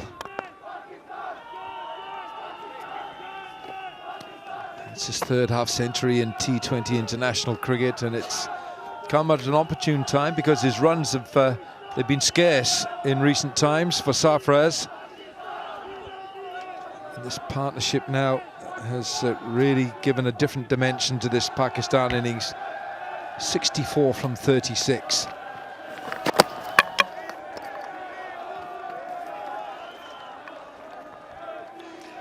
So Pakistan won the toss, and we're playing on the same pitch where Scotland beat England on Sunday in that huge scoring one-day international, 736 runs on the day. It's gone after him again. My word, that's a good bat that Shoaib Malik has got, and he's using it wonderfully as well. And that is the 50th six that Shoaib Malik has hit in T20I cricket. Yeah, it's a wrong move by Scotland to introduce spin against Shoaib and Sarfraz, both extremely good and both very good at hitting the ball down the ground, especially Shoaib Malik. That was ferocious.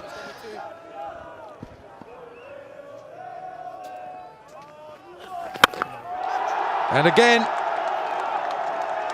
the short boundaries these, and Shoaib Malik is making the most of them. Yeah, you've got to be pinpoint accurate really to make sure that Shoaib doesn't take you to the cleaners. Yeah, just in the right spot for him to go for that big heave once again.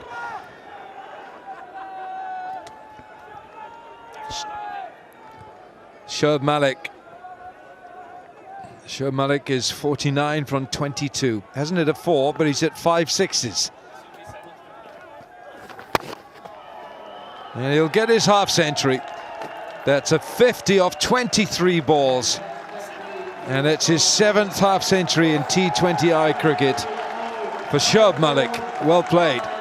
It's 3 overs to go, 164 for 3.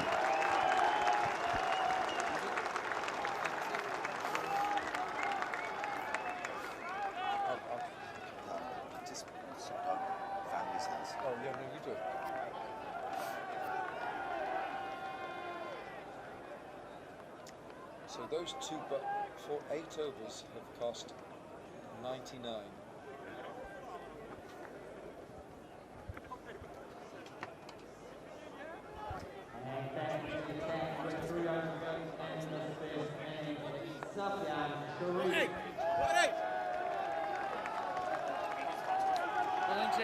Well, the two spinners, the left-arm spinners, Hamza Sharif and Mark Watt, have gone for 99 in their 8 overs. And this partnership now has just given a different complexion to the innings. Sarfraz 53, Shoaib Malik 50. And it's going to be Safyan Sharif, medium pace, Yorkshire born, 18th over. That's been struck thunderously hard by Shoaib Malik.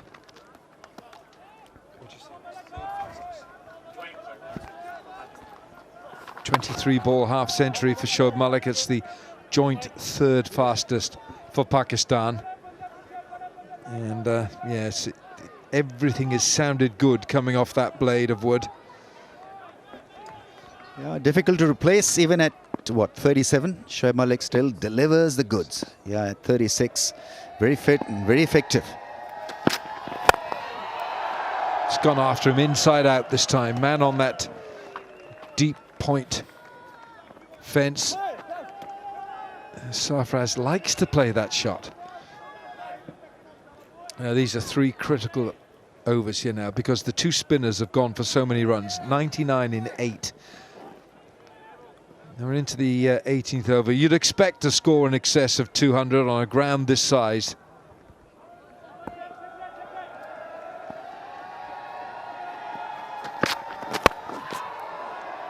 What we saw from Safyan Sharif against England, when he's able to bowl a good Yorker and he gets a little bit of a tail on the ball.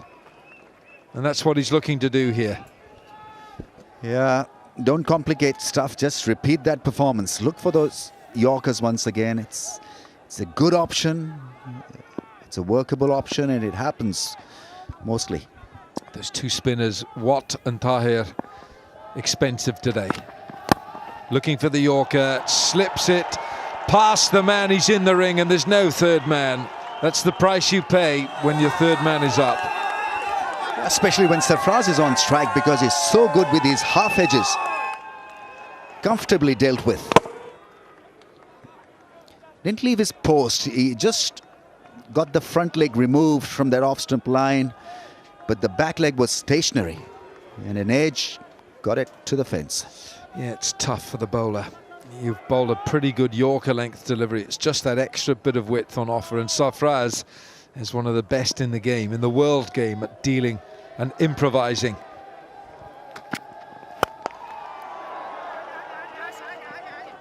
Sarfraz wants a second, and in comes Shoaib Malik. And he gets two. Malik running to the danger end.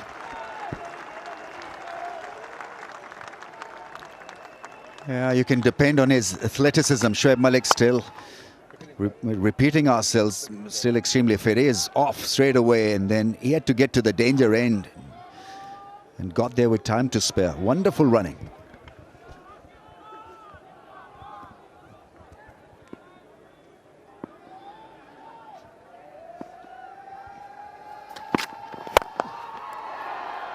It's been hit very hard as well. And the fielder is George Munsey. He's done well. He got to the ball quickly. 2 overs to go, 174 for 3.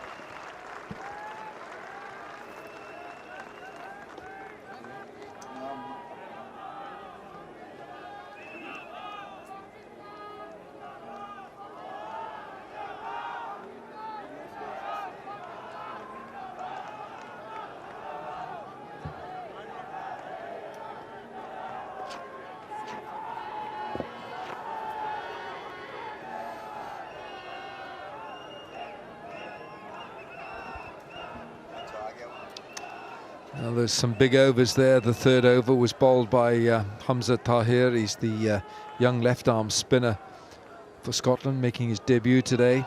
And he went for 57 in 4 overs.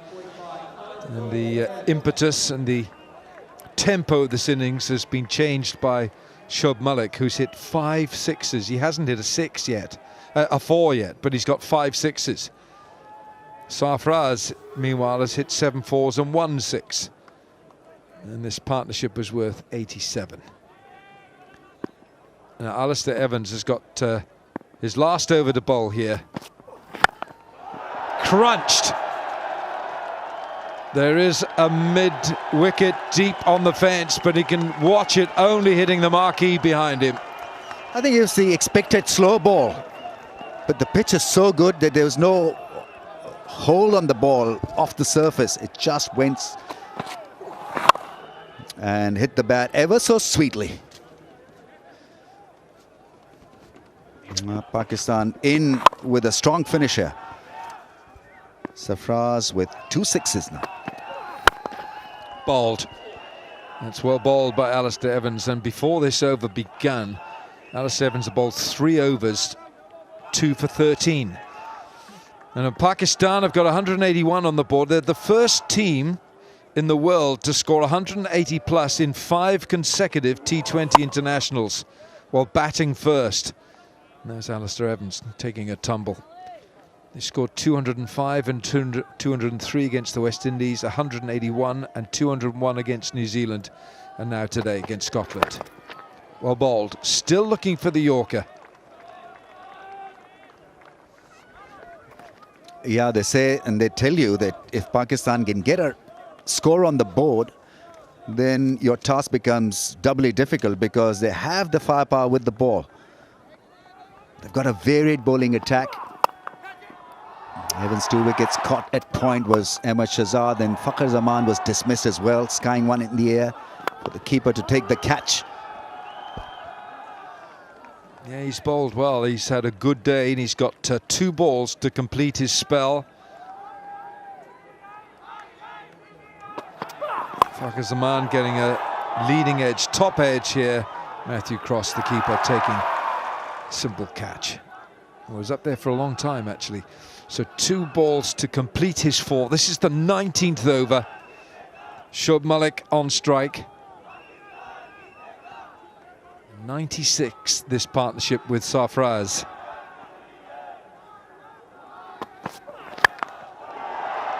He's gone after him. I don't think he's got enough this time. No, he doesn't. And a very smart catch taken by Michael Leask out at long off. And the Scottish team will get around him. He dropped one earlier today, but he didn't make a mistake there. And Shoaib Malik's entertainment has come to an end. This wicket means a difference of at least 10 to 15 runs, because at the end, when he's got a 50, we know Shoaib Malik can be absolutely lethal for the opposition.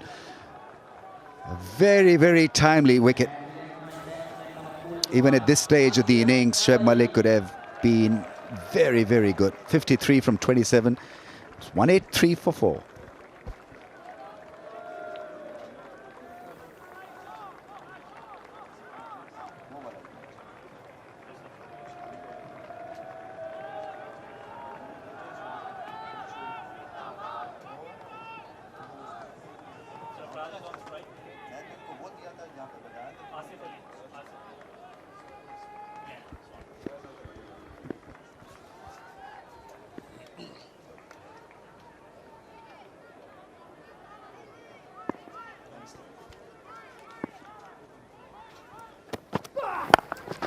Sarfraz.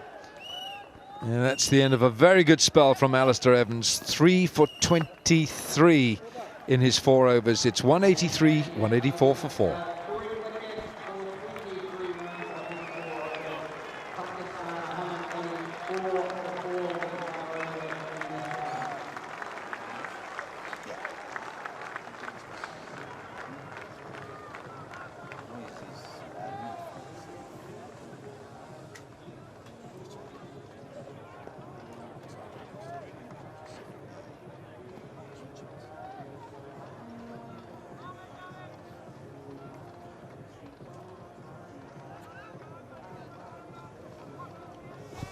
One over to go, and there's been a little bit of punishment there for Mark Watt, none for 42, and Hamza Tahir, none for 57. Last over now, Safyan Sharif, 184 for 4, and if Scotland can really manage these last 6 deliveries, they've done a pretty good job. They already have. If they go 10 and over, 193, 12 and over, 195, anything below 200 would have been a good job done by Scotland.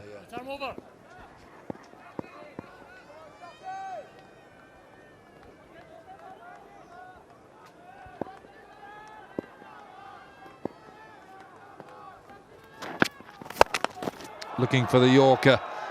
2 men back. Dylan Budge, he's saved a ton of runs out there on that boundary today. He's quick.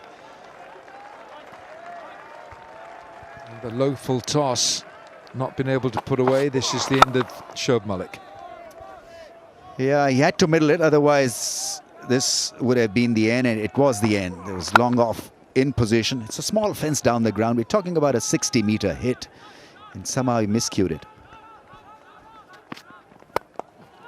Slower ball, and it's that inside-out carve that you see so typically from Sarfraz. It's 4. I'd rather see him bowl the Yorkers than the slow ball, because he's got a good variety with the fuller length. It's set up very nicely for someone who enjoys hitting the ball inside out through the offside.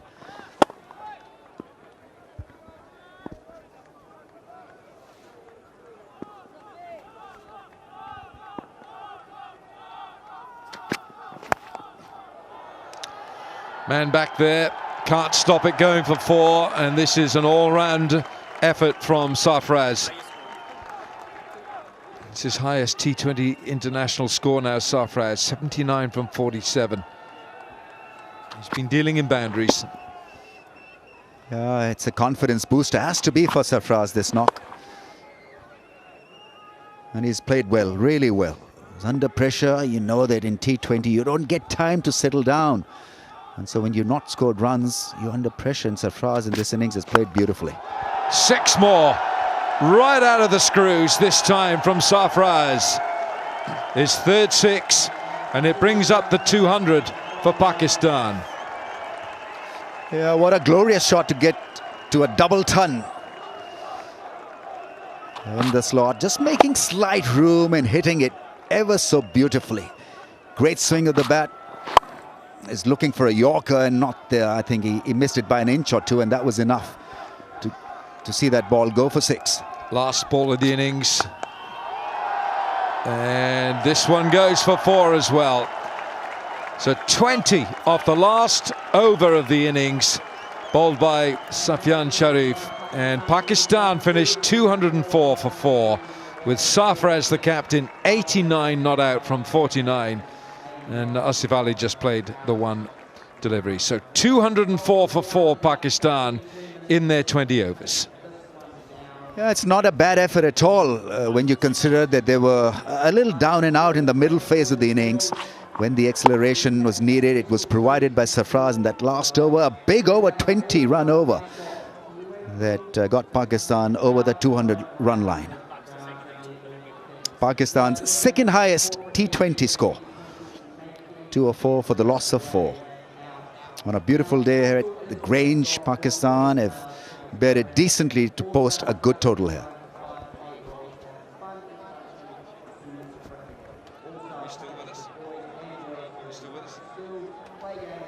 Now that's going to take some getting, but it's a great pity that that last over went for 20. It started off the way Scotland would have envisaged, with just a couple of singles, then a 4, and then Sarfraz climbed into Sharif for 4-6-4 to end. So 4-4-6-4, and everyone got a start for Pakistan today.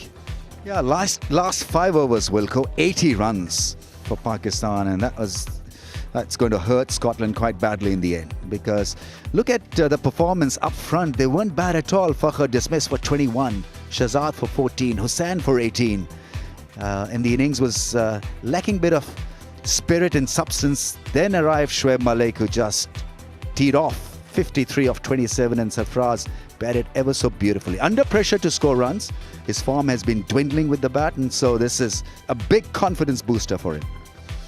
Sharif none for 43 in 4. His last over went for 20. Mark Watt none for 42 in his 4. Tahir, he suffered today. His first match for Scotland, none for 57. 3 for 23 in 4 overs from Alistair Evans. Magnificent spell from him. Michael Leask none for 6 in 1, and Berrington 3 overs, 1 for 29 for Richie Berrington. So the spinners took a little bit of a pasting, Watt and Tahir, but those figures from Alistair Evans, 4 overs, 10 dot balls, 3 for 23, and that 4th over he bowled went for 10, so he has bowled magnificently today for Scotland.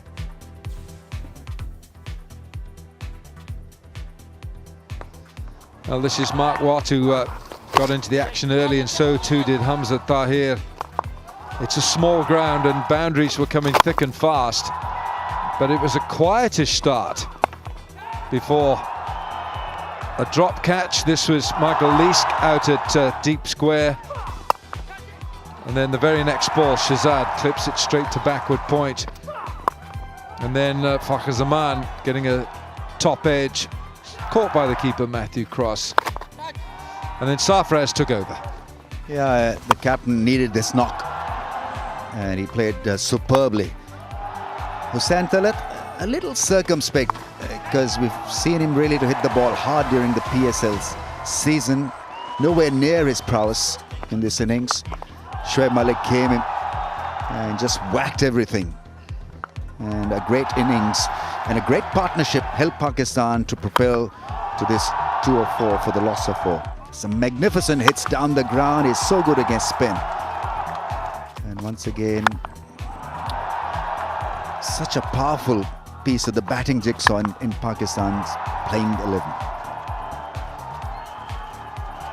That was the end of Shoaib Malik in the end, going for another 6.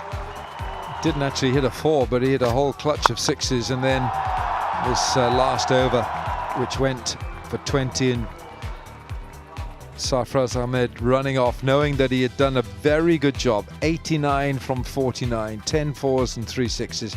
Translates into a strike rate of 181. So Scotland done the job with the ball. They now need to score 205 to win this match, and their asking rate will start in a fraction, 10.25 runs per over. In about 10 minutes' time, we'll be back for Scotland's reply.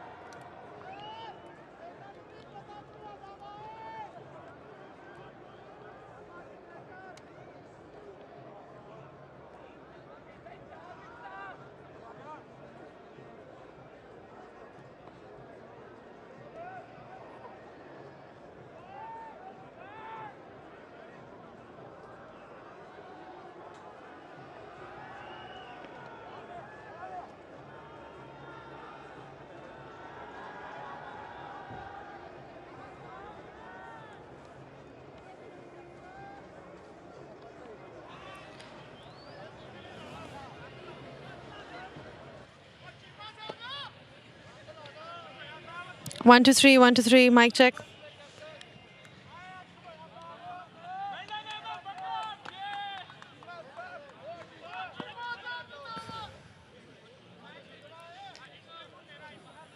What a brilliant knock it was by Shoaib Malik. Shoaib, wonderful innings. You seem to really love the spinners. You take them on and play really well.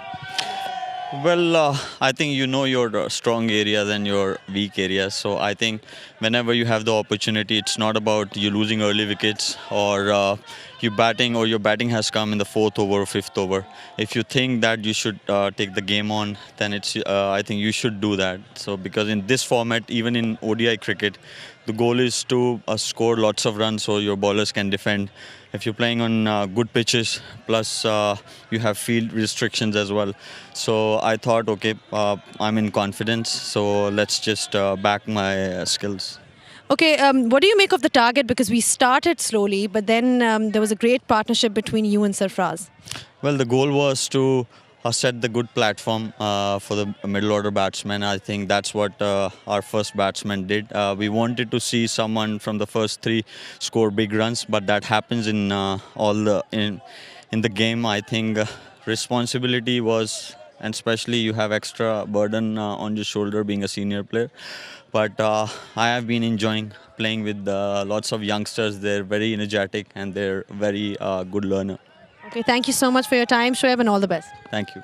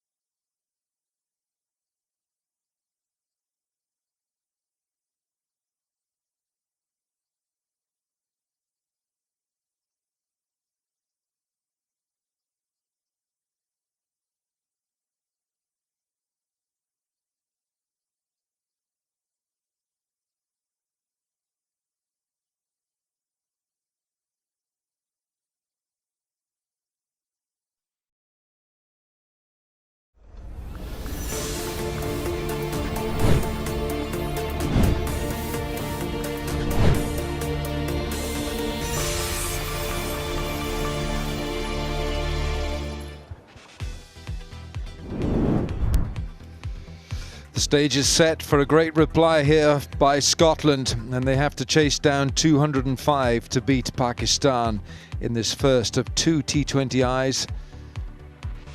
And Pakistan finished with a flourish.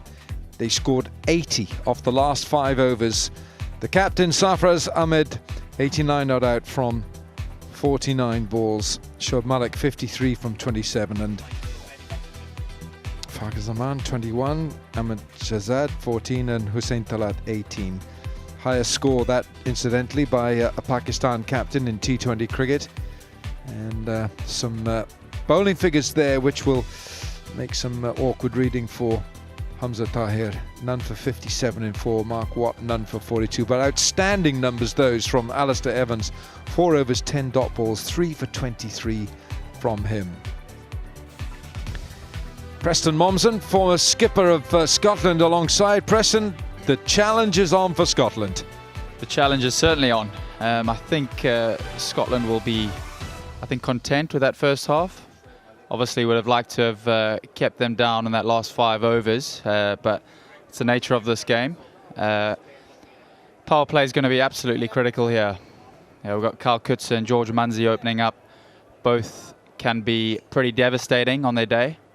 It looks like they're going with spin first up, which would actually suit George Munsey.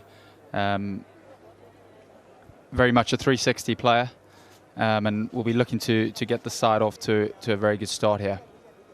What's the delay? I have no idea why there's a delay at the moment, but all the players are ready to start. Kyle Coetzer, strike rate of 115. 250s in there for Kyle Coetzer, scored 58. 49 balls against England on Sunday. Mohammad Nawaz looks like he's going to open the bowling to bowl his left arm spin.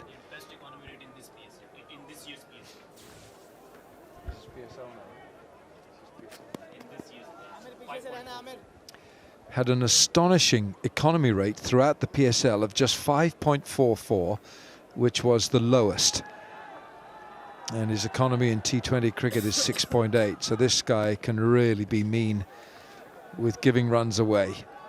It's going to be a test. He's got a beautiful classical action. That's the point I made when we saw Hamza Tahir.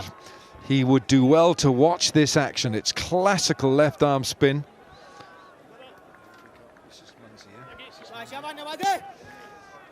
So George Munsey, you reckon Preston could be key here for Scotland? Absolutely, particularly with the spin starting.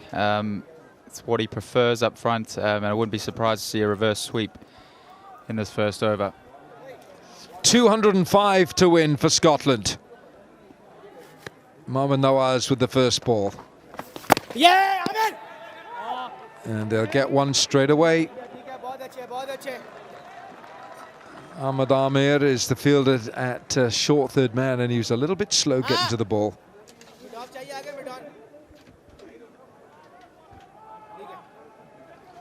Lovely action this. So repeatable. Look at that front arm. It's up so, and it's such a lovely pivot over that front leg. It's the front arm that does a lot of work, enabling him to stay upright. That's why I think it'd be good for Hamza Tahir to have a look at this.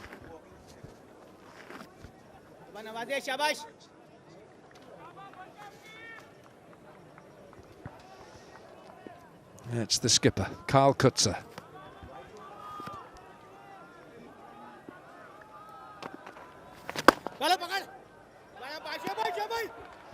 Little bit of a ricochet off the bowler, but they'll get the single.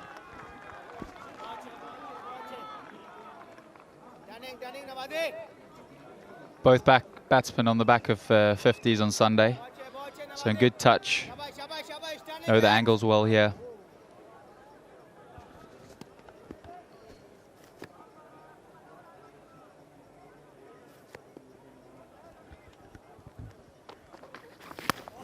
Reverse sweep for 6.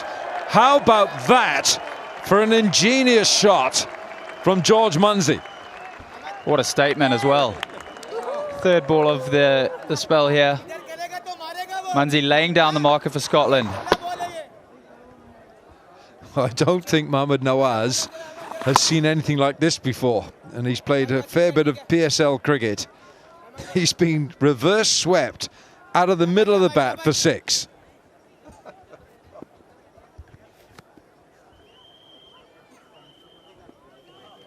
Who's to say he won't do it again? But it's a shot that he plays. Only playing, reverse sweep, that's it boys, come on lads, come on!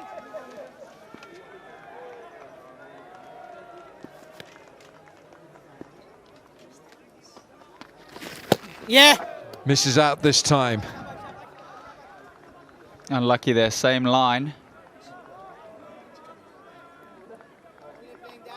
It's probably the line he's looking for. Oh.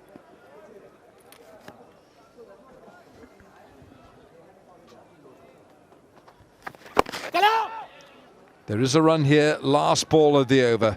First over brings 9 for Scotland.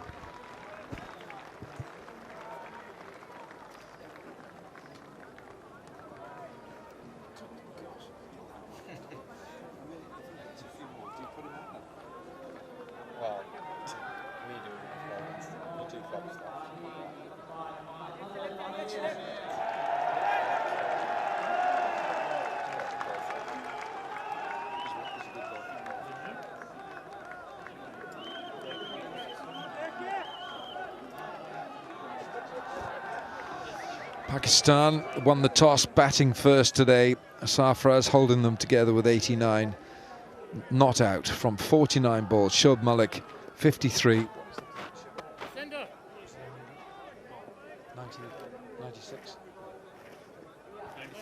96 partnership that between Sarfraz and Shoaib. 204 for 4. So we've seen spin from Mohammad Nawaz. We're now going to see left arm pace from Mohammad Amir. Slip in place, no mid-wicket.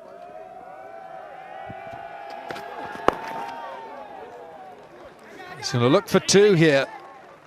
Munzi will go back for the second.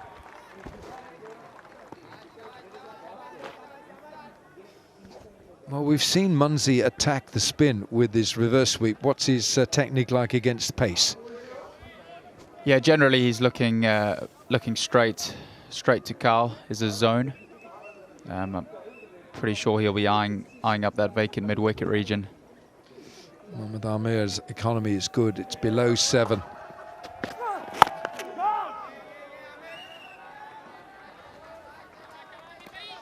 He's been affected on this tour, Mohammad Amir, with a shoulder injury. The first ball he bowled in that Headingley test, he pulled up, grabbed his shoulder. And really not sure what the problem is there. And he's also had a right knee problem with tendinitis. But he's battled through, and when he's on song, when he's got rhythm going, he's a class act.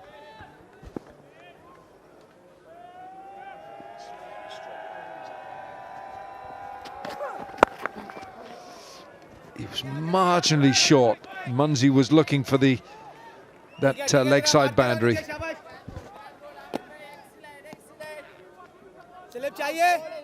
Onto him a fraction quickly there, Munzi would have been looking for that short mid-wicket boundary. Solid start here from Scotland. At some stage, you can offer that graphic yourself for Pakistan. Just the extra pace. It was onto the bat quicker than he anticipated.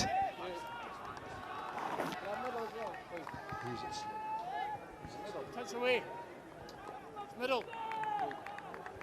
Left arm over.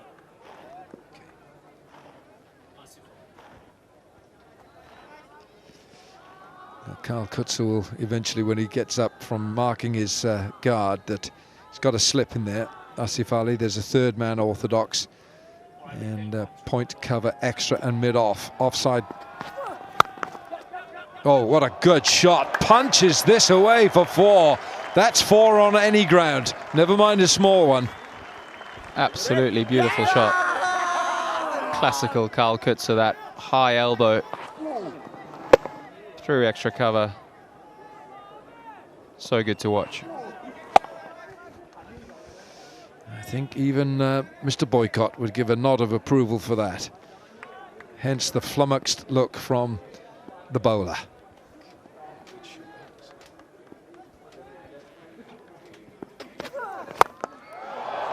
straight back over his head. It's straight 6 from Karl Kutzer.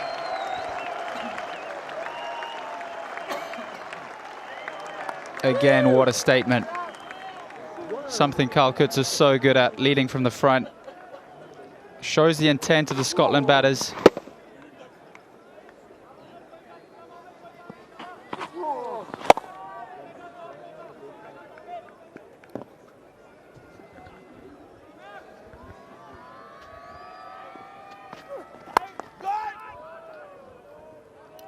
End of the over, 2 gone, 22 without loss.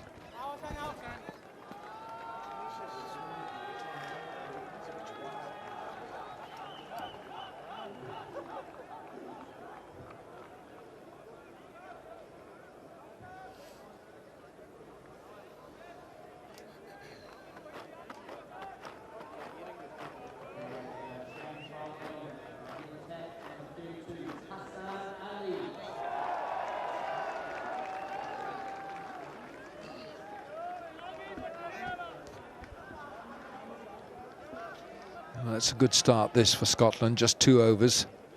Last over went for 13 with a 10. I beg your pardon, with a 6 and a 4 from Karl Kutzer off Mohamed Amir. The statement of intent from the skipper of Scotland. Bright sunshine now here, and the time is 5 to 6 in the early evening. Hassan Ali comes on. He'll run down the slope. There's a bit of a slope here on this ground at the Grange, so he's coming down from the pavilion end of this ground. He can generate some pace as well, Hassan Ali.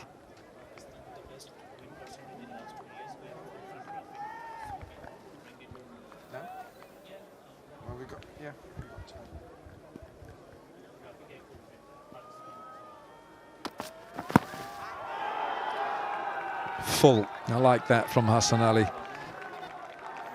This is a Pakistan team that is top of the ICC World T20 international rankings, and they've been winning matches. It's as simple as that. You get to the top by winning.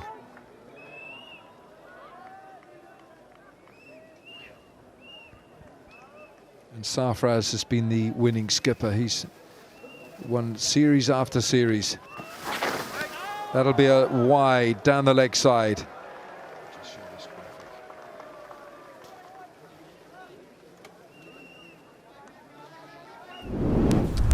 And that's why Pakistan are top of the ICC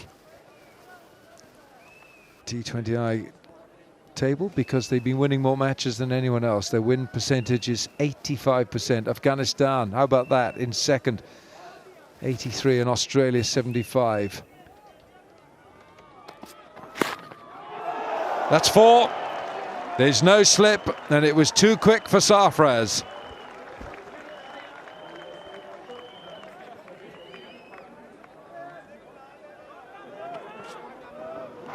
Again, just rushing Munzi a little bit there. I think the umpire's given runs as well, so straight to first slip if there was one. Again, just going back to that graphic, I think it shows what a challenge this is for Scotland today. Playing against a team in form, top of the T20 rankings, but putting up a fight, yeah.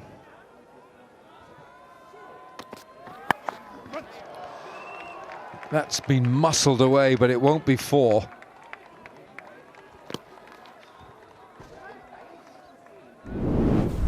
Yeah, Pakistan. This since the ICC World 2020 in India, minimum of 10 matches. They've won 17 out of 20, so they've got an 85% win percentage. Afghanistan just 2% behind them. Australia, India, South Africa, New Zealand, the Windies, England, Sri Lanka and Bangladesh. We've won 3 of 17, but Pakistan have won 17 of their 20. And this, incidentally, is the first T20I for Scotland for about 18 months. They just have not played enough of this brand of cricket, and that's what the associate nations want to do. They want to play more of it, and so they should. But not an associate nation in this format, of course. It's a good start, this, Preston. Very good start. Both batsmen are looking very composed here and still scoring boundaries, which is key. Keeping up with the rate. As mentioned earlier, this power play I think is absolutely key with world's #1 ranked bowler coming up through the middle overs. It's going to be a huge challenge for the batters. Oh, I think he fancied it. I'm not sure the name of the road, but it's behind the pavilion. I think he... Raeburn Place, that's the address of the Grange Club, isn't it? Raeburn Place. And George Munsey wanted to put it there, this little white ball. He was eyeing it.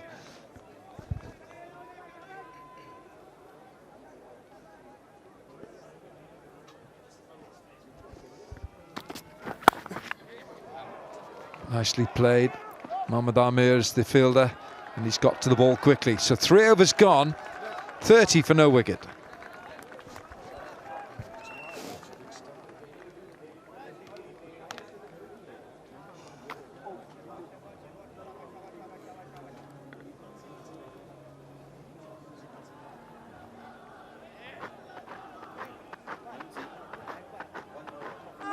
Pakistan! Pakistan! Pakistan! Pakistan जीतेगा! Pakistan जीतेगा! जिंदाबाद! जिंदाबाद! There's a good support for Pakistan in the ground today. The Grange Cricket Club here in Edinburgh, and a beautiful evening. What a summer so far in this part of the world. So it's going to be Fahim Ashraf. Can generate some pace, but he bowls a good brand of slow ball as well. Economy rate is good, 7.29. He's picked up 11 wickets in his 10 matches. This is his 11th. Munsey's on strike. I just feel that George Munsey's trying to force everything's coming his way. Yeah, I think you're probably right there. Just needs to hold his shape for a little bit longer. Trust the wicket here, trust the pace. Key thing though is still 17 off 13, and he's missed a couple, so he's still got time here.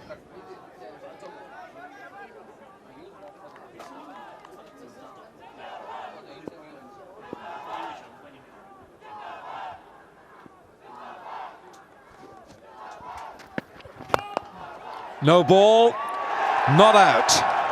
Umpire signalled the no ball. Alex Dowdles is the umpire, and it was an early call from the umpire, and Fahim Ashraf asks him to show him where exactly he was. Yeah, that's a no ball.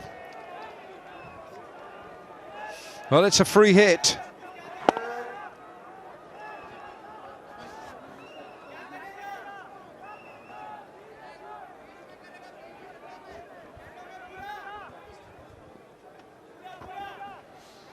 Well, Munsey's been going after everything. It looks like he does enjoy leg side. A bit of bottom hand comes into the shot. Could be 4. It'll be 4. Free hit it was. Good result for George Munsey there. Held his shape. It's 21 of 16 now. Again, good start here for Scotland. 35 for none, 3.2 overs gone. It was a good shot because it was the intended Yorker from Fahim Ashraf, and he missed it by inches. That's all. It was off the bottom of the bat from Munsey.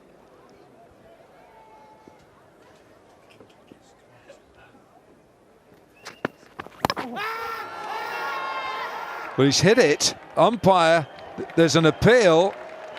And it's leg byes.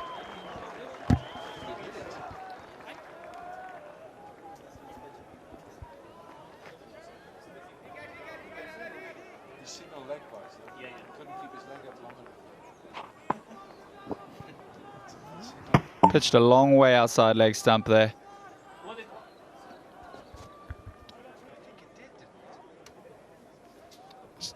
an unusual noise there. I'm not sure if the ball didn't brush the stump. The stump's on the way through. Is this George Munsey's day?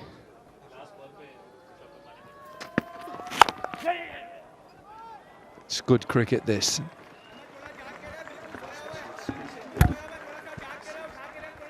Well, it pitched outside leg stump. Let's have a listen here. It hit the top of the bail. Well, George Munsey must have gone to bed early last night.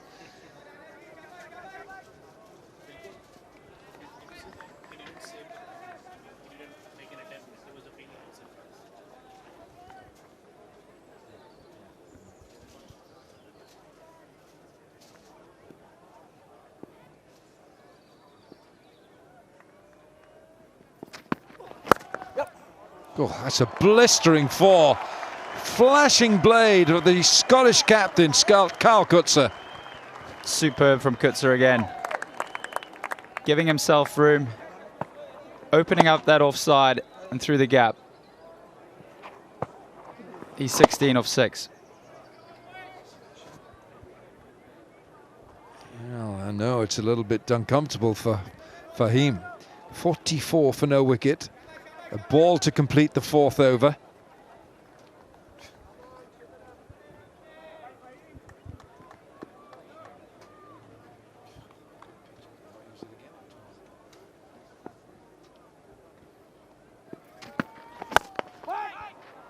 Smashes it.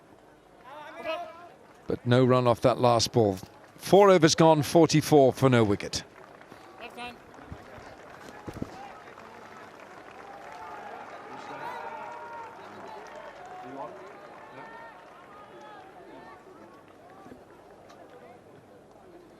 Good time to come on. Plate full of fish and chips.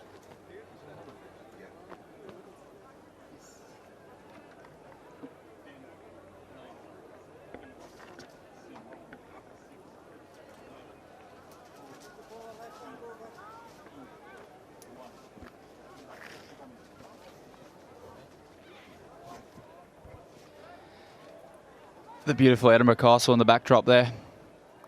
Absolutely glorious day here. Sun breaking through and Scotland off to an absolute flyer. Munsey 22 from 18 and Coetzer 16 from 7.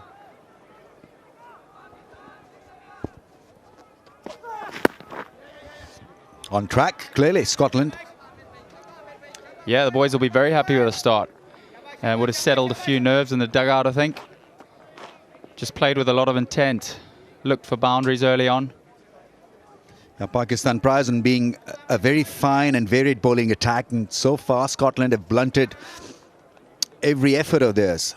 45 without a wicket, tremendous start. And some lovely shots. It's not that they've got boundaries because of bad bowling, they've created good shots. Yeah, I think you're absolutely right. Scotland would have spoken at the break about how crucial the power play was going to be. And so far their plan is working. I think they know the middle period is going to be a real challenge with, as you say, the varied kind of attack that Pakistan have.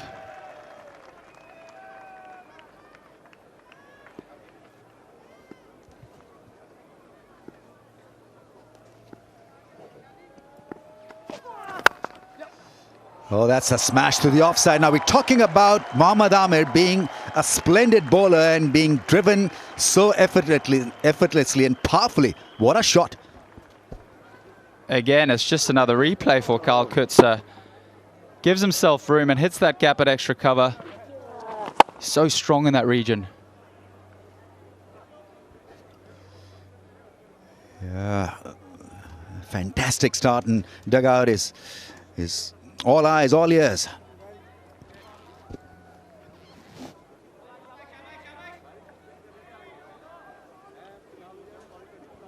Pakistan's defensive mechanism has got to kick in.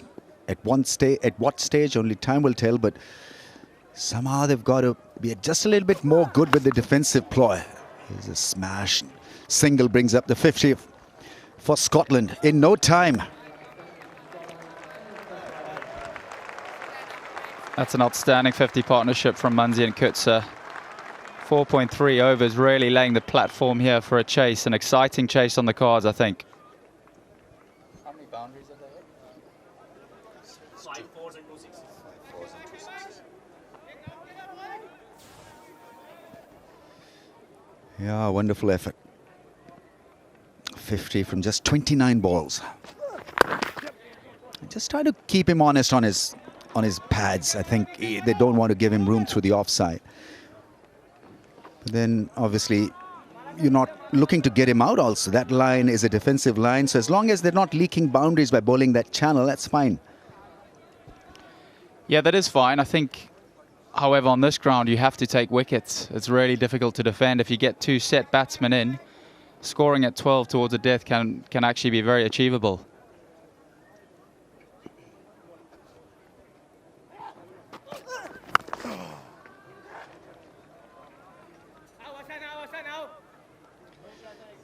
So the plan seems to be to bowl different lengths, not to allow them to settle down to one particular line or length.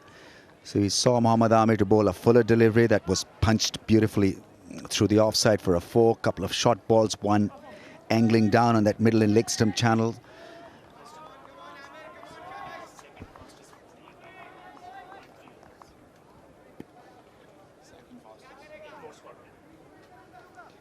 This was Scotland's second fastest T20 50 partnership in T20 internationals, which is a great stat against the #1 team in the world.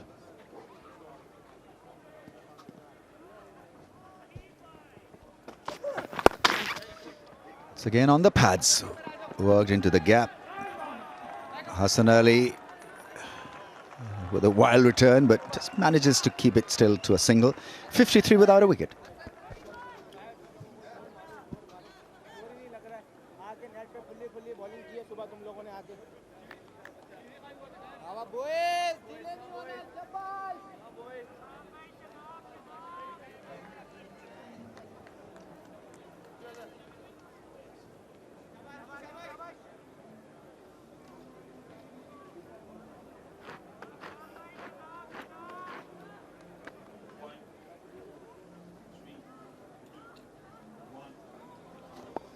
Yeah, it's a blistering start, Scotland.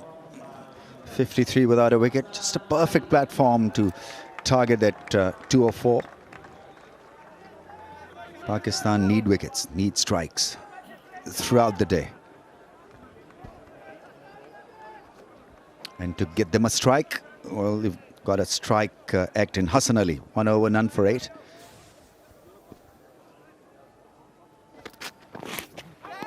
Oh, caught behind. He started to celebrate. The batsman is off. Yeah, great angle. He's so good against the left-handers, and a sigh of relief in the dugout as well.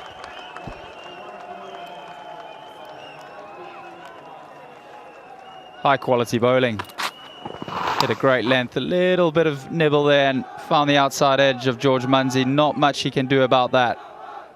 And celebration from Hassan Ali. Well-deserved wicket. Probably what Pakistan needed, I think. Gone after scoring 25. It's 53 for 1.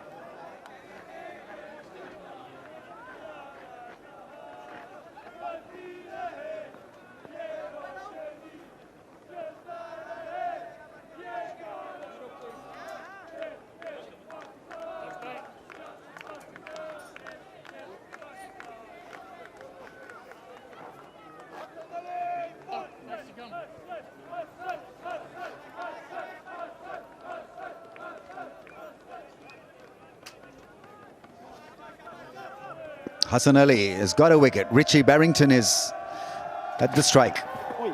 Oh, cuts him in half. That's good bowling. He's brisk. Gets a lot of zip off the surface And when he bowls that length, he becomes so difficult to manage. I think that is the key length just there. Scotland went after that just short of a length.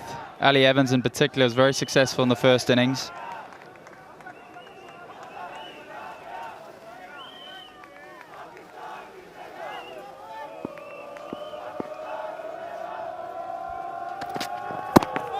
Oh, pad, and then the bat maybe just a little too high.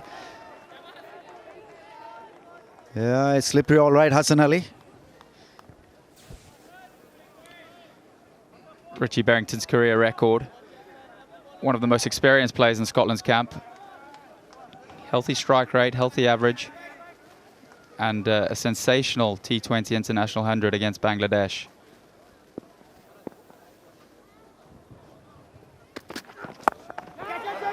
Up in the air, on the bounce to the fielder in the deep. Shoaib Malik. Been a very good over for Pakistan, just the 1 run so far. Yeah, beautiful delivery, length and pace and movement. It had all three. Importantly, it had Hassan Ali's celebrations as well.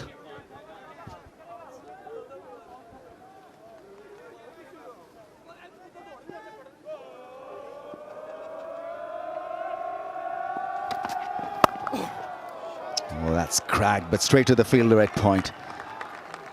Stayed inside the line of the ball and hit it extremely hard.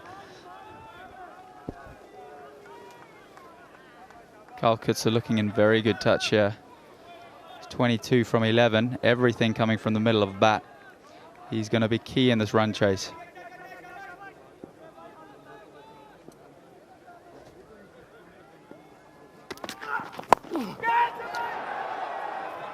Falls safely between two fielders. Shoaib Malik gets there. And a power play session, it's 56 for 1.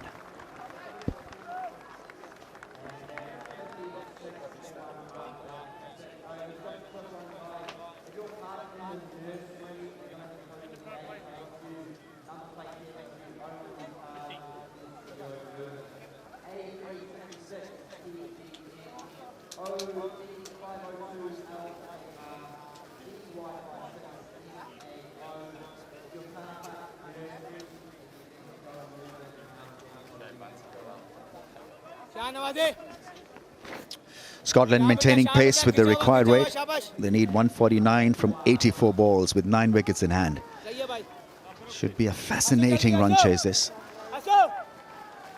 Coates must not lose his wicket now. 24 of 12. It's just got to calm down just a wee bit. A wicket has gone down. Muncy was batting so beautifully. All he has to do is to make sure that Scotland gets another good partnership rolling. And that he features in that partnership.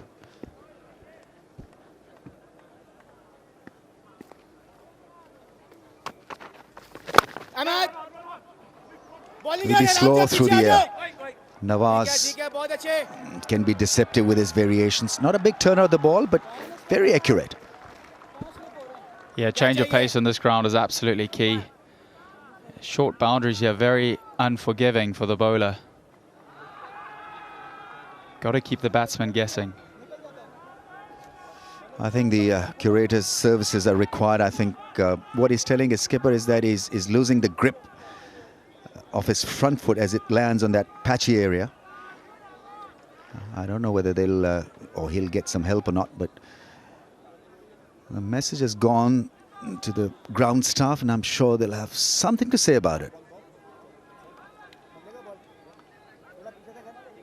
Well, it's been Scotland all the way with the bat so far. 57 for 1 off 6.1.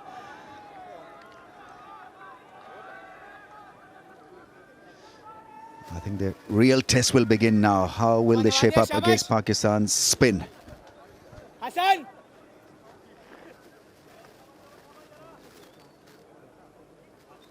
Shabash, shabash, shabash!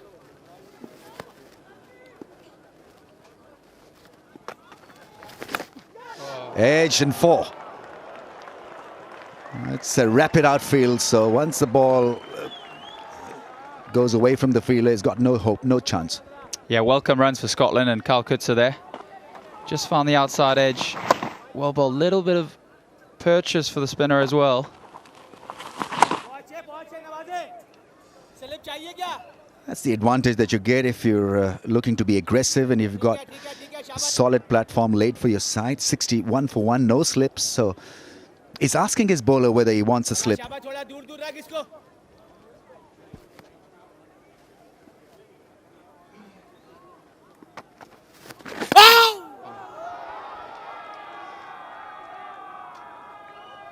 Wants to get on with it, clearly, Kotze. Yeah, I think he knows the team needs to keep up with the rate through this middle period. This is going to be the challenge.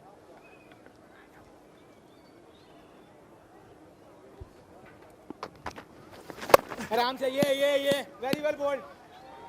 Good batting from Kutso. 1 out to deep extra cover there.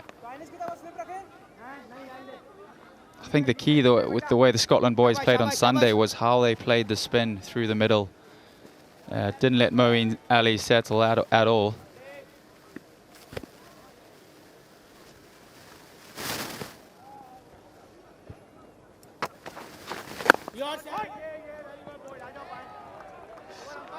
Yeah, one good way to attack is to play the sweep shot, and I thought Scotland were very good at playing that sweep against England spinners. Yeah, that's a shot we do use effectively. Kalin Mcleod swept Rasheen Khan when we played Afghanistan in the World Cup qualifiers. Made a superb 100 there. There's that sweep. Only a single. After 7, 63 for 1.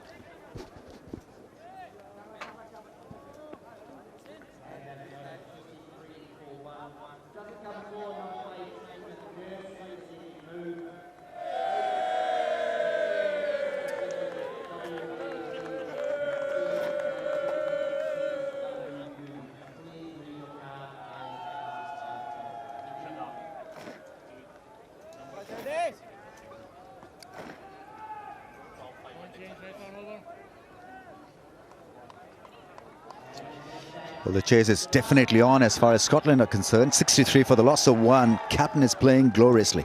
29 not out. We've got a leg spinner on. Shadab Khan, number 2 ranked T20 bowler. Very good average, very good numbers for this young leg spinner. Oh yes, cleaned it up with a beautiful wrong gun. What a start. Great thinking from him. Back at the palm stuff. Does the job so well for Shadab Khan.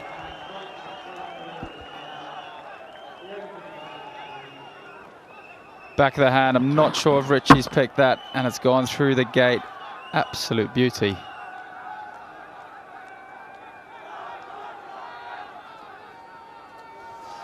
Yeah, shot stay comes to an end.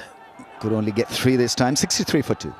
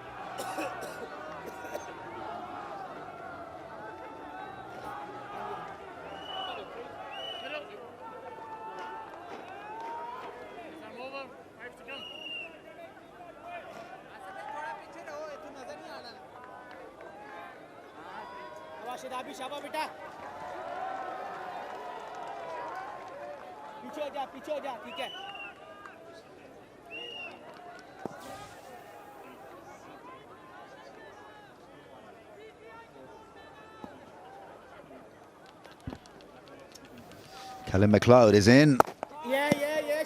Here that great game that Scotland had against England. Let's see how he copes with the varieties from Shadab.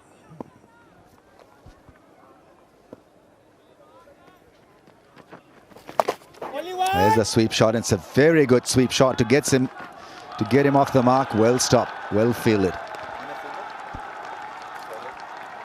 Good Good start for Kalin Mcleod, nice and positive. There we see another look at that wrong end. Great start from Shadab Khan. Spoke about this being the challenging part of the game for Scotland, and it's just showed them how difficult this is going to be. The wickets, that's offering a little bit of spin, just enough for him. Problem is that if you don't read him off his hand, then hitting him down the ground becomes that much more difficult. So your options then get squeezed. So you're looking for that sweep shot or for that cut shot and waiting for the loose ball. So you tend to play the ball a bit later, which hands the advantage to the bowler.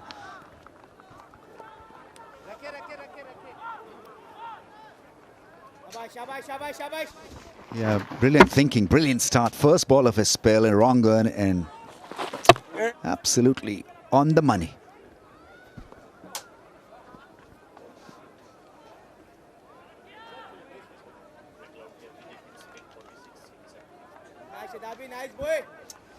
Having said that, his record against spin is very impressive in T20s. Averages 46 against spin.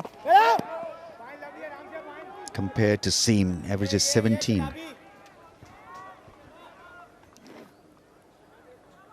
It's a very, very good sweeper of the ball.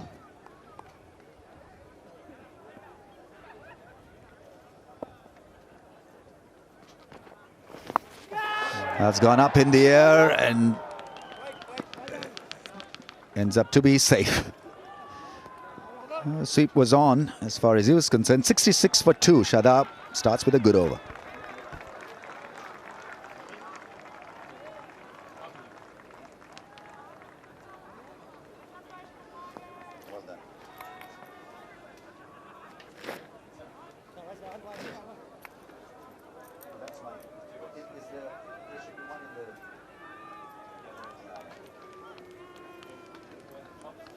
Yeah.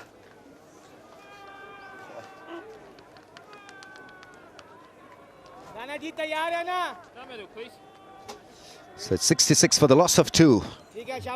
As you say, good day to Niall O'Brien. What do you make of this then? We've certainly got a fantastic game on our hands here. Wonderful start by Shadab Khan though. Beautiful googly first up. Clean bowl Barrington. But game on, Scotland playing well.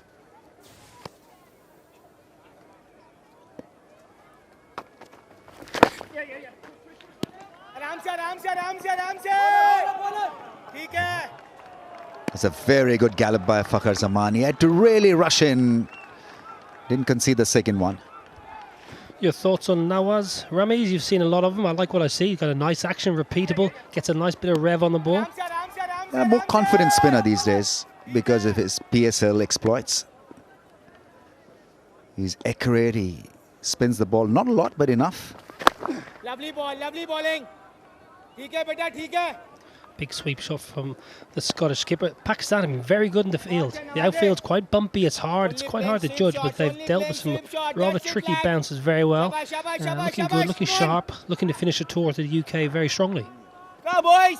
Yeah, there's been a lot of emphasis on fitness and fielding.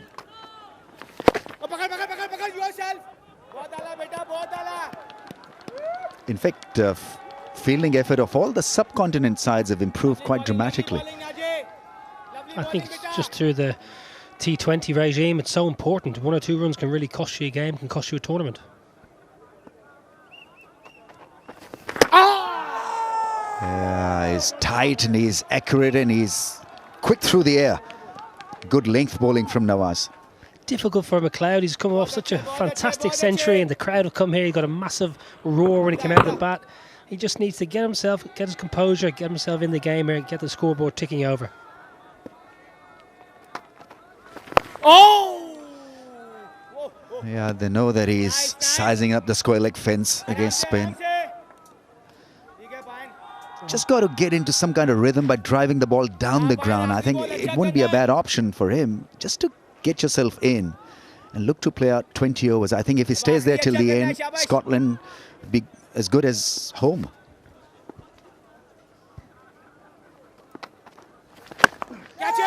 Big hit, miscued, taken, long on, comes into play. Nawaz gets the wicket. Very, very well deserved, Nawaz. Good wicket. Kyle Coetzee, the captain, who went for the big one over leg side. Didn't quite get hold of the ball. caught 10, 15 yards off the rope. Fantastic breakthrough for Pakistan, a double blow for Scotland. Yeah, Asif Ali, the fielder, wanted to hit it hard and wanted a 6. It went flat and he timed his leap beautifully. Yeah, he had to come in. And diving forward, Asif Ali took the catch. And it's 69 for the loss of 3. The captain goes after scoring an impressive 31.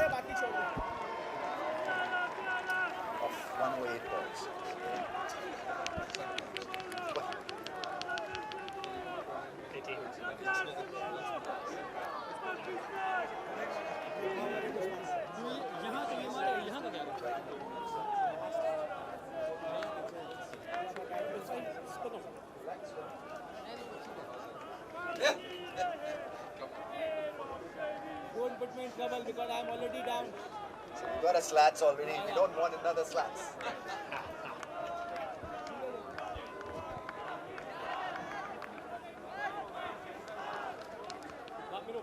Middle.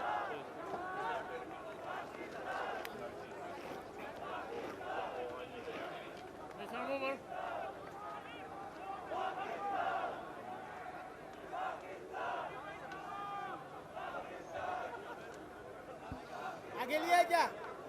ठीक है. किसका debut? What's his name?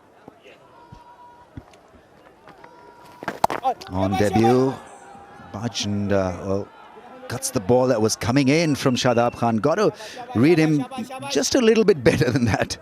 He's probably never seen a leg spinner like this before. Obviously, Kalin just dragging it down to deep long on. Simple catch, judged very well. Shadab back in.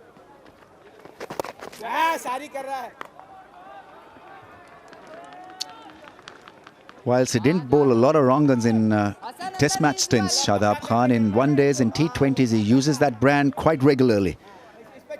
This is the beauty for these Pakistan side, having a wrist spinner of such quality in the middle overs. You need 10, 11 and over as a batsman.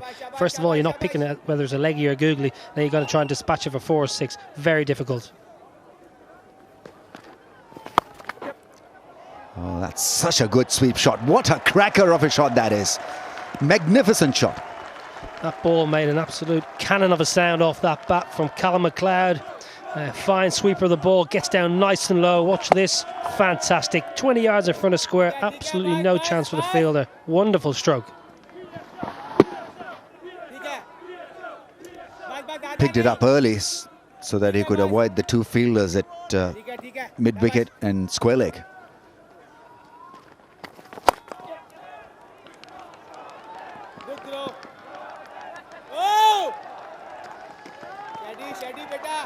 As a batsman, if you're struggling to pick the leggy or the googly, the sweep is obviously a good option because you're almost taking the delivery out of context. So Kalin Mcleod's probably got a fairly good option here, and some of the Scottish boys coming in might well adopt the same strategy. Oh, the quicker delivery. Didn't read that one. Try sweeping that one then, buddy. Yeah, he's got full of tricks, Shadab Khan, full of tricks.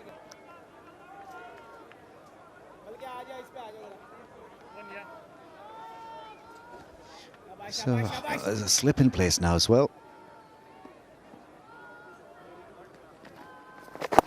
Slower in pace. Plays it round the corner for a run. Not a bad over at all for Scotland. 9 runs from it, 78 for 3.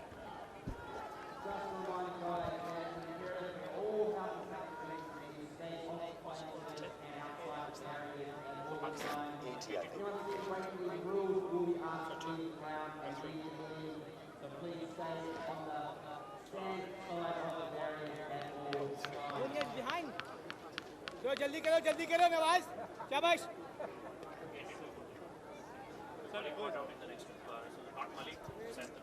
क्या नवाज शाबाश 204 for the loss of 4. Pakistan given that platform courtesy Sarfraz and Shoaib. Scotland in reply fighting it out. 78 for the loss of 3.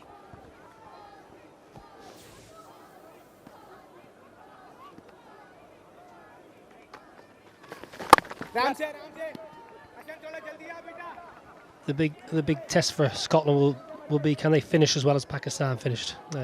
Sarfraz played so well. Malik added some real power. Can Scotland find the impetus at this middle stage when it's difficult against spin to find the maximums, to find the boundaries, to get 10, 12 and over.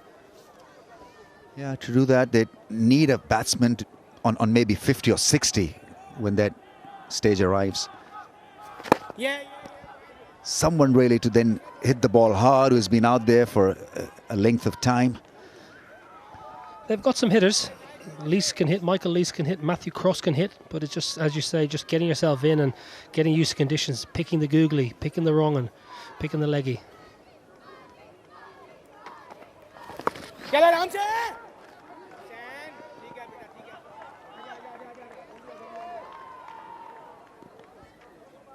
Scotland will be looking for Kalin Mcleod, the man of the picture, to do the damage.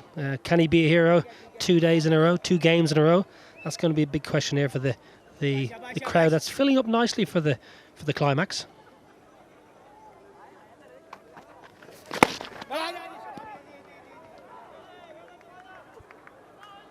Well, we know he's got the temperament and class really to be a match winner once again. Certainly has. He's full of confidence.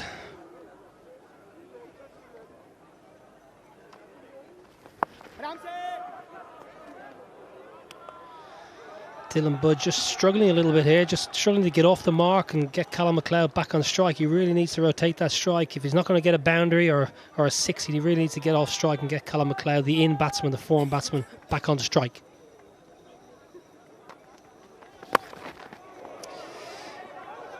Yeah, not entirely there yet. Budge, 81 for 3.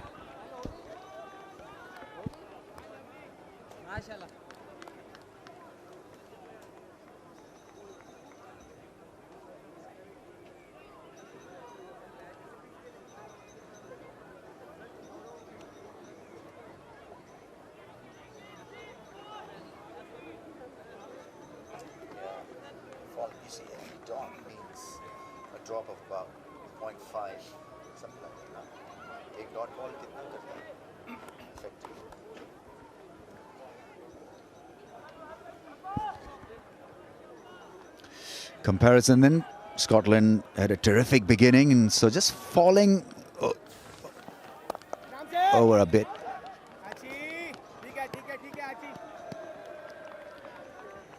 Time now to catch up with Zainab Abbas for an interview.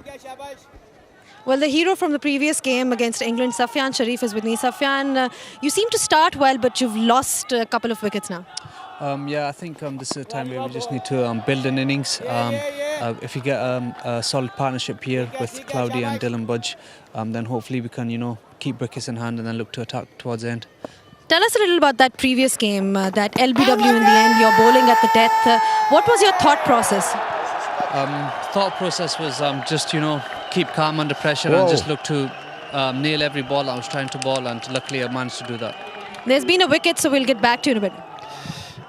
Well, it's a big wicket. McLeod has been leg before wicket to Shadab Khan, and that could be extremely difficult now for Scotland really to win this. Where was he? He's in front of the stumps, I think. Maybe a little high, but appeal was made, convincing one. And it's a great scalp for Pakistan. Shadab Khan into the party again. Kalin Mcleod, LBW. It looked straight. It just weather was a little bit too high. Never quite got going today, Kalin Mcleod. Huge wicket for Pakistan. Absolutely vital. The key man. 82 for 4.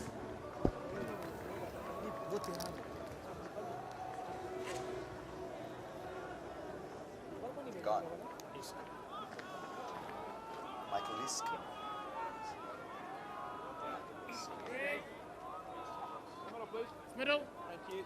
Is arm over? 3 balls to come.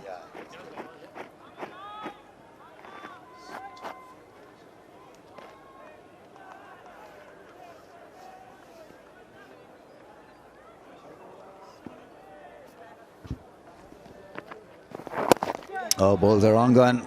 Pick this time. Nice bind. McLeod was a big wicket. Moving himself across towards the leg side, and the ball would have gone on to hit the stump. Once again, the wrong gun doing the job.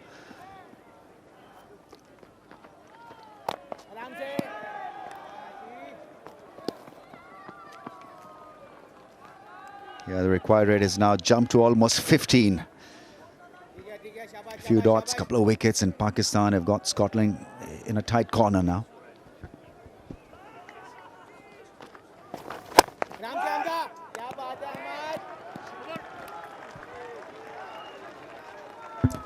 .84 for 4.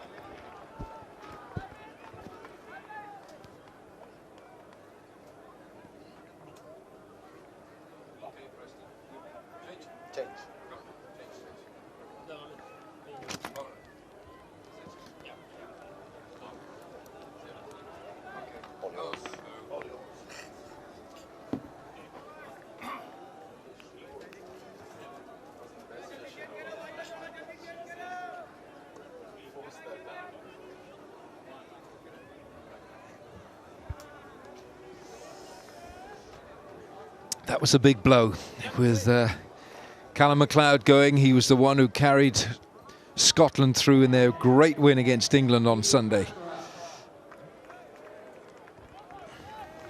He was almost carrying the hopes of a nation again, wasn't he, Alan?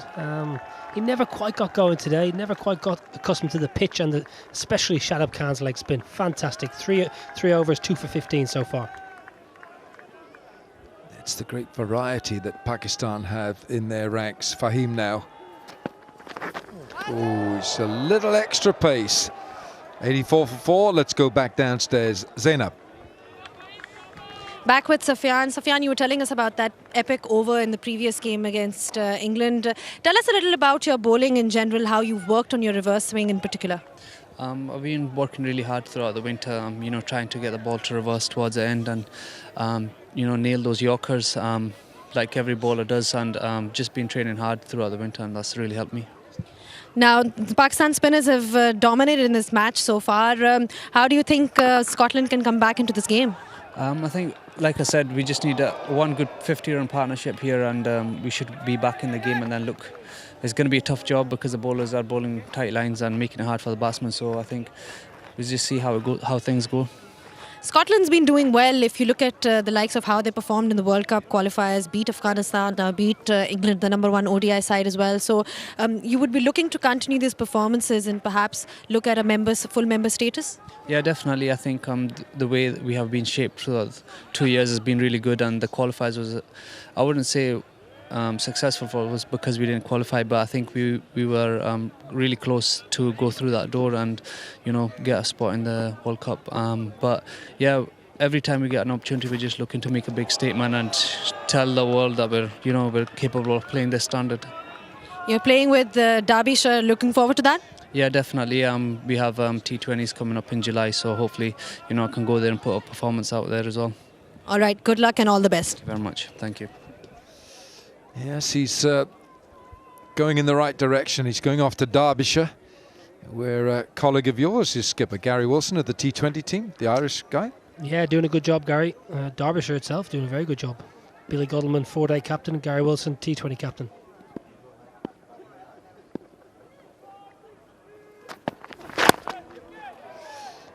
Oh, Michael Leask has been looking leg side to get Fahim away. Fahim is just a little bit quicker than you think. Yeah, I watched him with interest actually in the last 2 or 3 weeks. Very good cricketer, I think. He can bat, he can field, he's a good bowler. I think Pakistan have found a real quality star player here. You might recall in the test match that you played against Pakistan, the reverse swing that he got, he gets the ball to move around. You're right, he's very talented.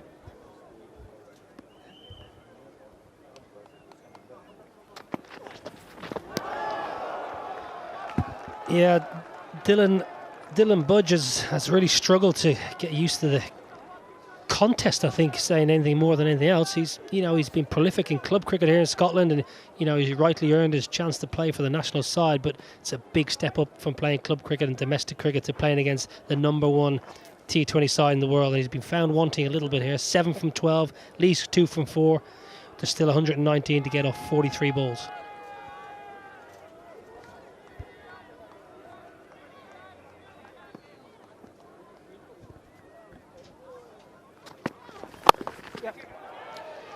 Just 3 singles from the over.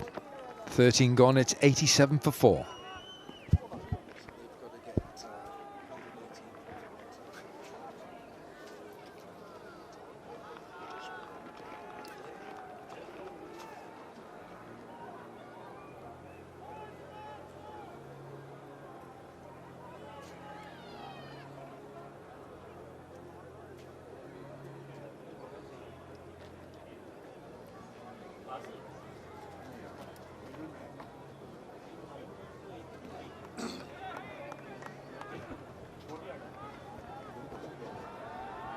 Shadab's had great success here tonight. 3 overs, 7 dot balls, just 15 runs and 2 wickets. And it's a question of being able to read him. Well, many a good player has fallen victim to Shadab Khan. Yeah, many a good player, many more good players will do, but that's the toughness of this international cricket. You've got to find a way to score runs. You've got to find a way to combat the opposition.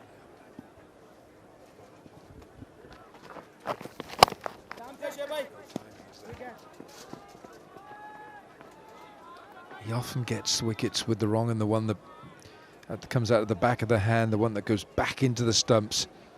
I think you almost need to play for the wrong one. Just play him as somebody bowls wrong ones and the leggy's the alternate ball.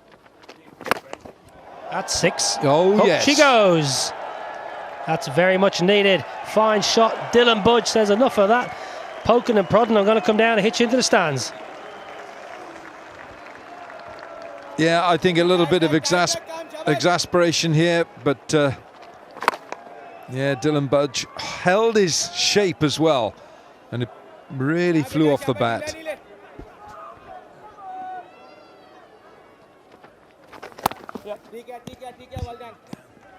I think the keeper, Sarfraz, when he saw Dylan Budge charging down a wicket for that 6, I think he would have thought, happy days, there's a stumping come here, because he hasn't looked like he was picking him too well, and I think Sarfraz might have fancied his chances of an easy stumping, but Budge hit it into Rose Ed.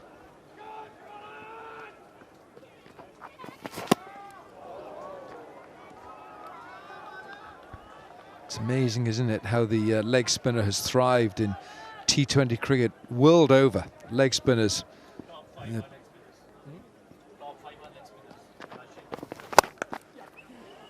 Smacked away again. It's just one. They almost collided in mid-pitch there. 14 gone, 97 for 4.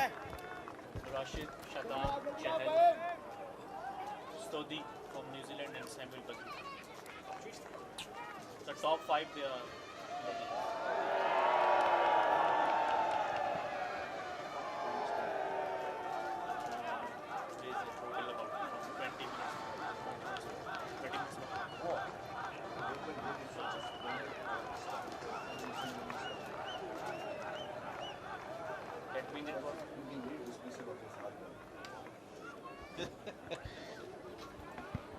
.97 for 4. Scotland really are up against it here now. 108 required from the last 6 overs, and that required rate has gone up to 18. Something very special has got to happen from the bat of Michael Leask or Dylan Budge.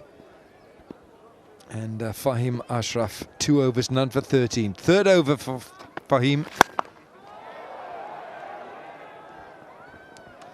Well, he refused it. I thought that was a catch in the deep potentially, but stood off it, didn't attack, didn't go for the catch.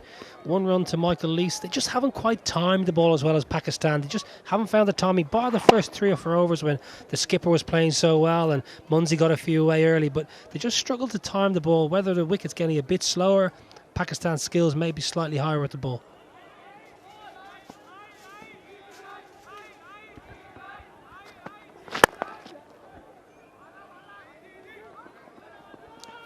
Yeah, that Fahim looking for the Yorker, getting almost a Yorker length in. He's got great control. Young cricketer. Yeah, I spoke to Mickey Arthur before the game, and I think Mickey Arthur's biggest plus points for this tour has been the young lads coming through and doing such a fantastic job, and this man on your screen has been one of them. Mickey is very highly regarded. His coaching staff, his backroom staff are doing a great job with this Pakistan side. Grant Flower.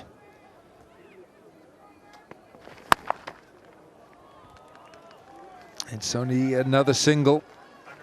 100 up for Scotland. 100 off 14.3 overs. A warm ripple, you would say, from this crowd. Nothing too exuberant, a warm ripple as they just try and eke out some kind of semblance of getting close to this target. A long way off at the moment. Pakistan's skill levels have been fantastic. Under toss decided we'll have a bat. We got good spinners for the second innings, and they scored a great innings, 204, and now bowling so well.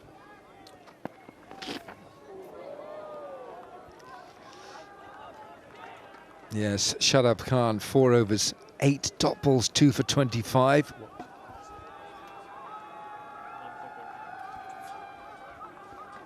And Mohammad Nawaz, 4 overs, 1 for 22.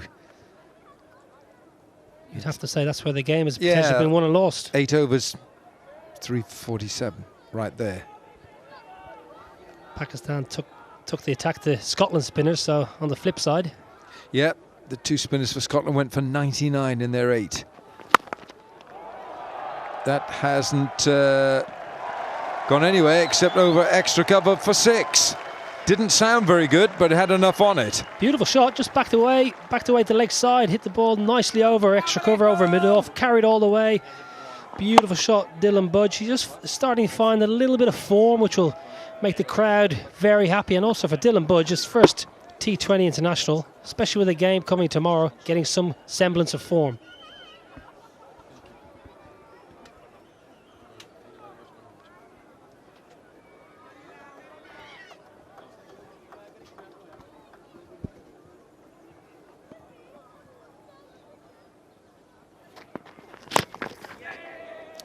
It's another ball from Fahim that hurries on.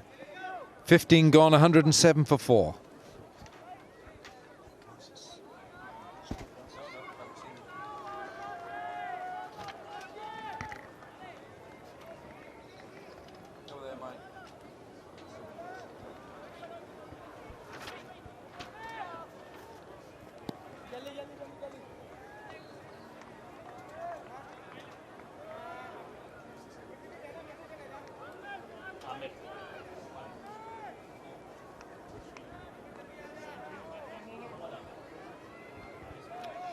$107 for 4, Scotland.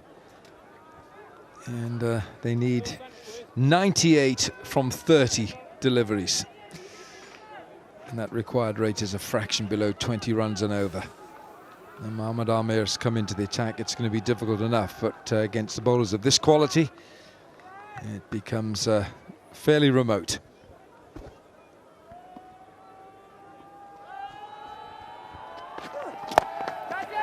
Now then, top edge, man underneath it, takes the catch. It was a top edge that never really got anywhere. Fahim Ashraf was the fielder, steadied himself, he's got a good pair of hands, and that's the end of Dylan Budge. Yeah, Mohammad Amir straight back in the attack, just too quick for Budge, really rushed onto him, hit high in the bat. Good catch from Ashraf Fahim, very good catch. He's a three-dimensional cricketer, bats, bowls, fields. Dylan Budge, short stay, goes for 24 off 21, 107 for 5.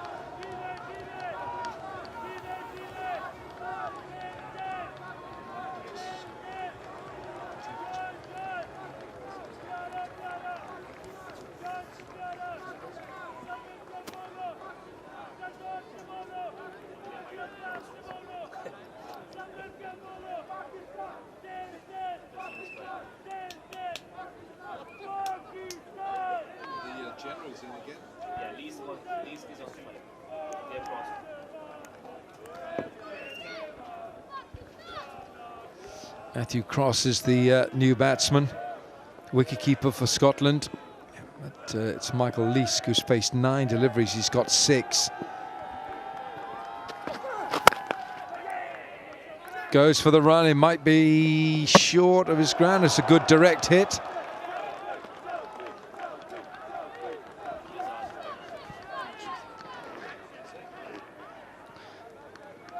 Yeah, Mohammad Amir just too quick. Budge gave himself a lot of room, didn't get hold of it. Simple catch in the mid-wicket region, but Pakistan have been really on the game today. Both bat, ball and their field has been exceptional. Crowd loving it here. Great to see their heroes in action here in Edinburgh.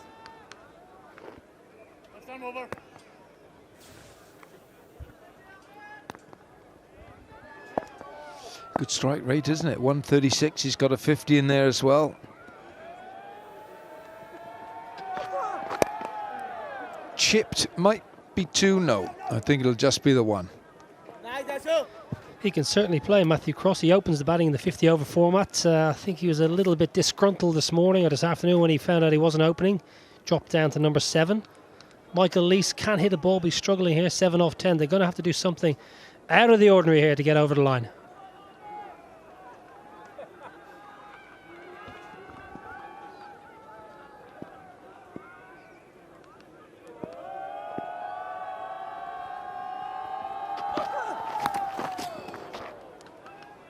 Yeah, clever change of pace from Ahmed.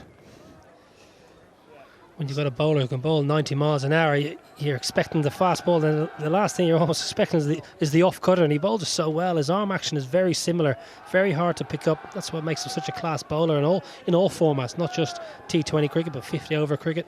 And he's an essential cog in the wheel of the Pakistan Test side too.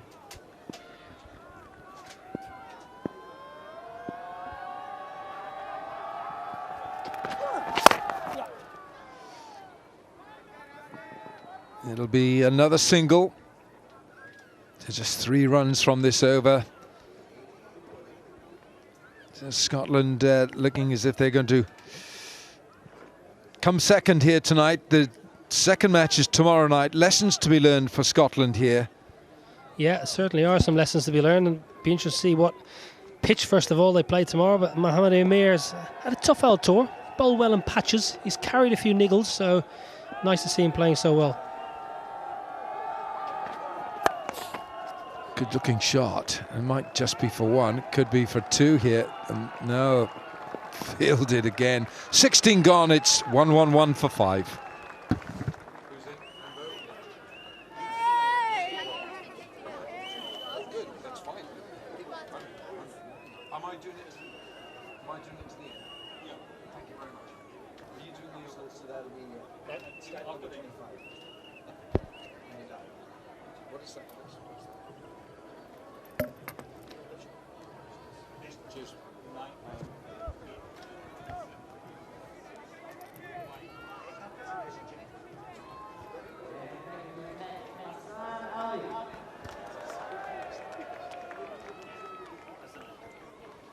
Hassan Ali is going to come into the attack, and Preston Momsen, the former Scotland captain, into the commentary chair here, with 94 required from 24.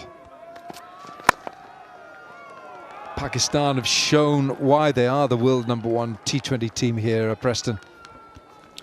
Yeah, it's been a very tough period from over 6 to 16. I think they've shown their class with the ball. Spinners have been very, very effective. We knew they would be. So Scotland are going to have to do their homework and work out a plan on how they can pick them tomorrow.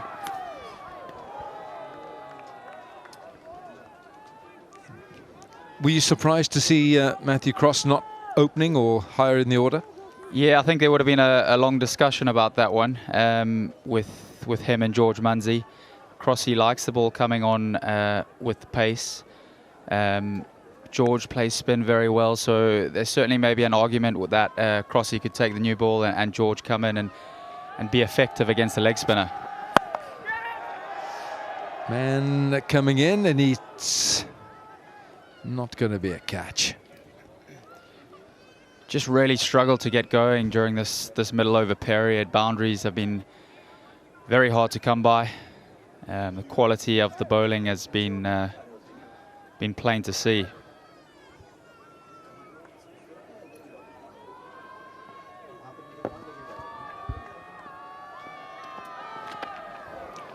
I think that might be a wide.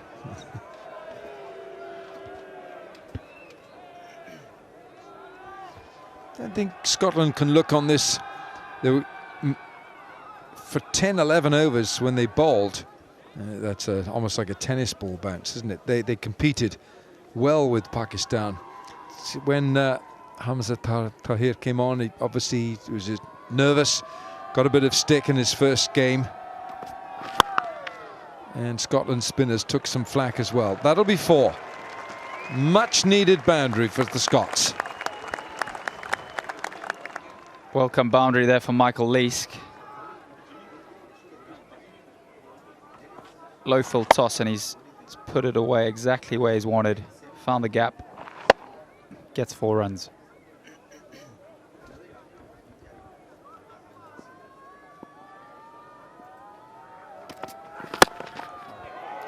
Good looking shot in the sense that he tried to keep out the Yorker.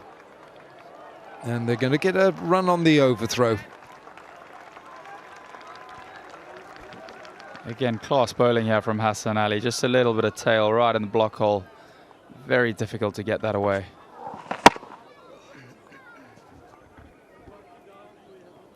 Shadab, oh gosh, that was out.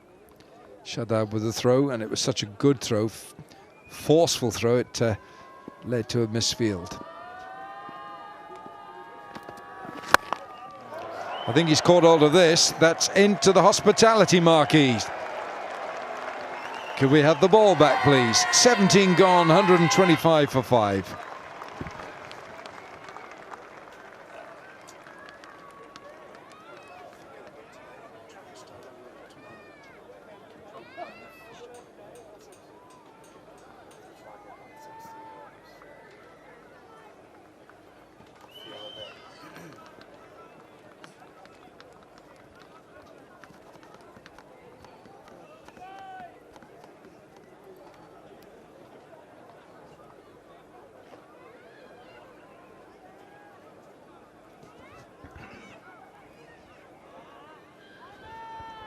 So 3 overs to go, and Scotland have just been unable to cope with the variety of the Pakistan attack. Shadab 2 for 25, Nawaz 1 for 22. That's 3 for 47 in 8 overs there from the 2 recognised spinners.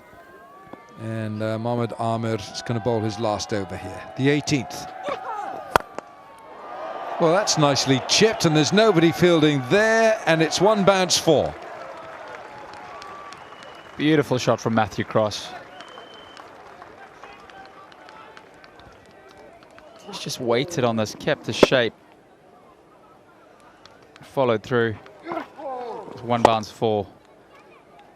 Again, showing his skill against the quick man here. I saw so many shots like that in the England one-day international, just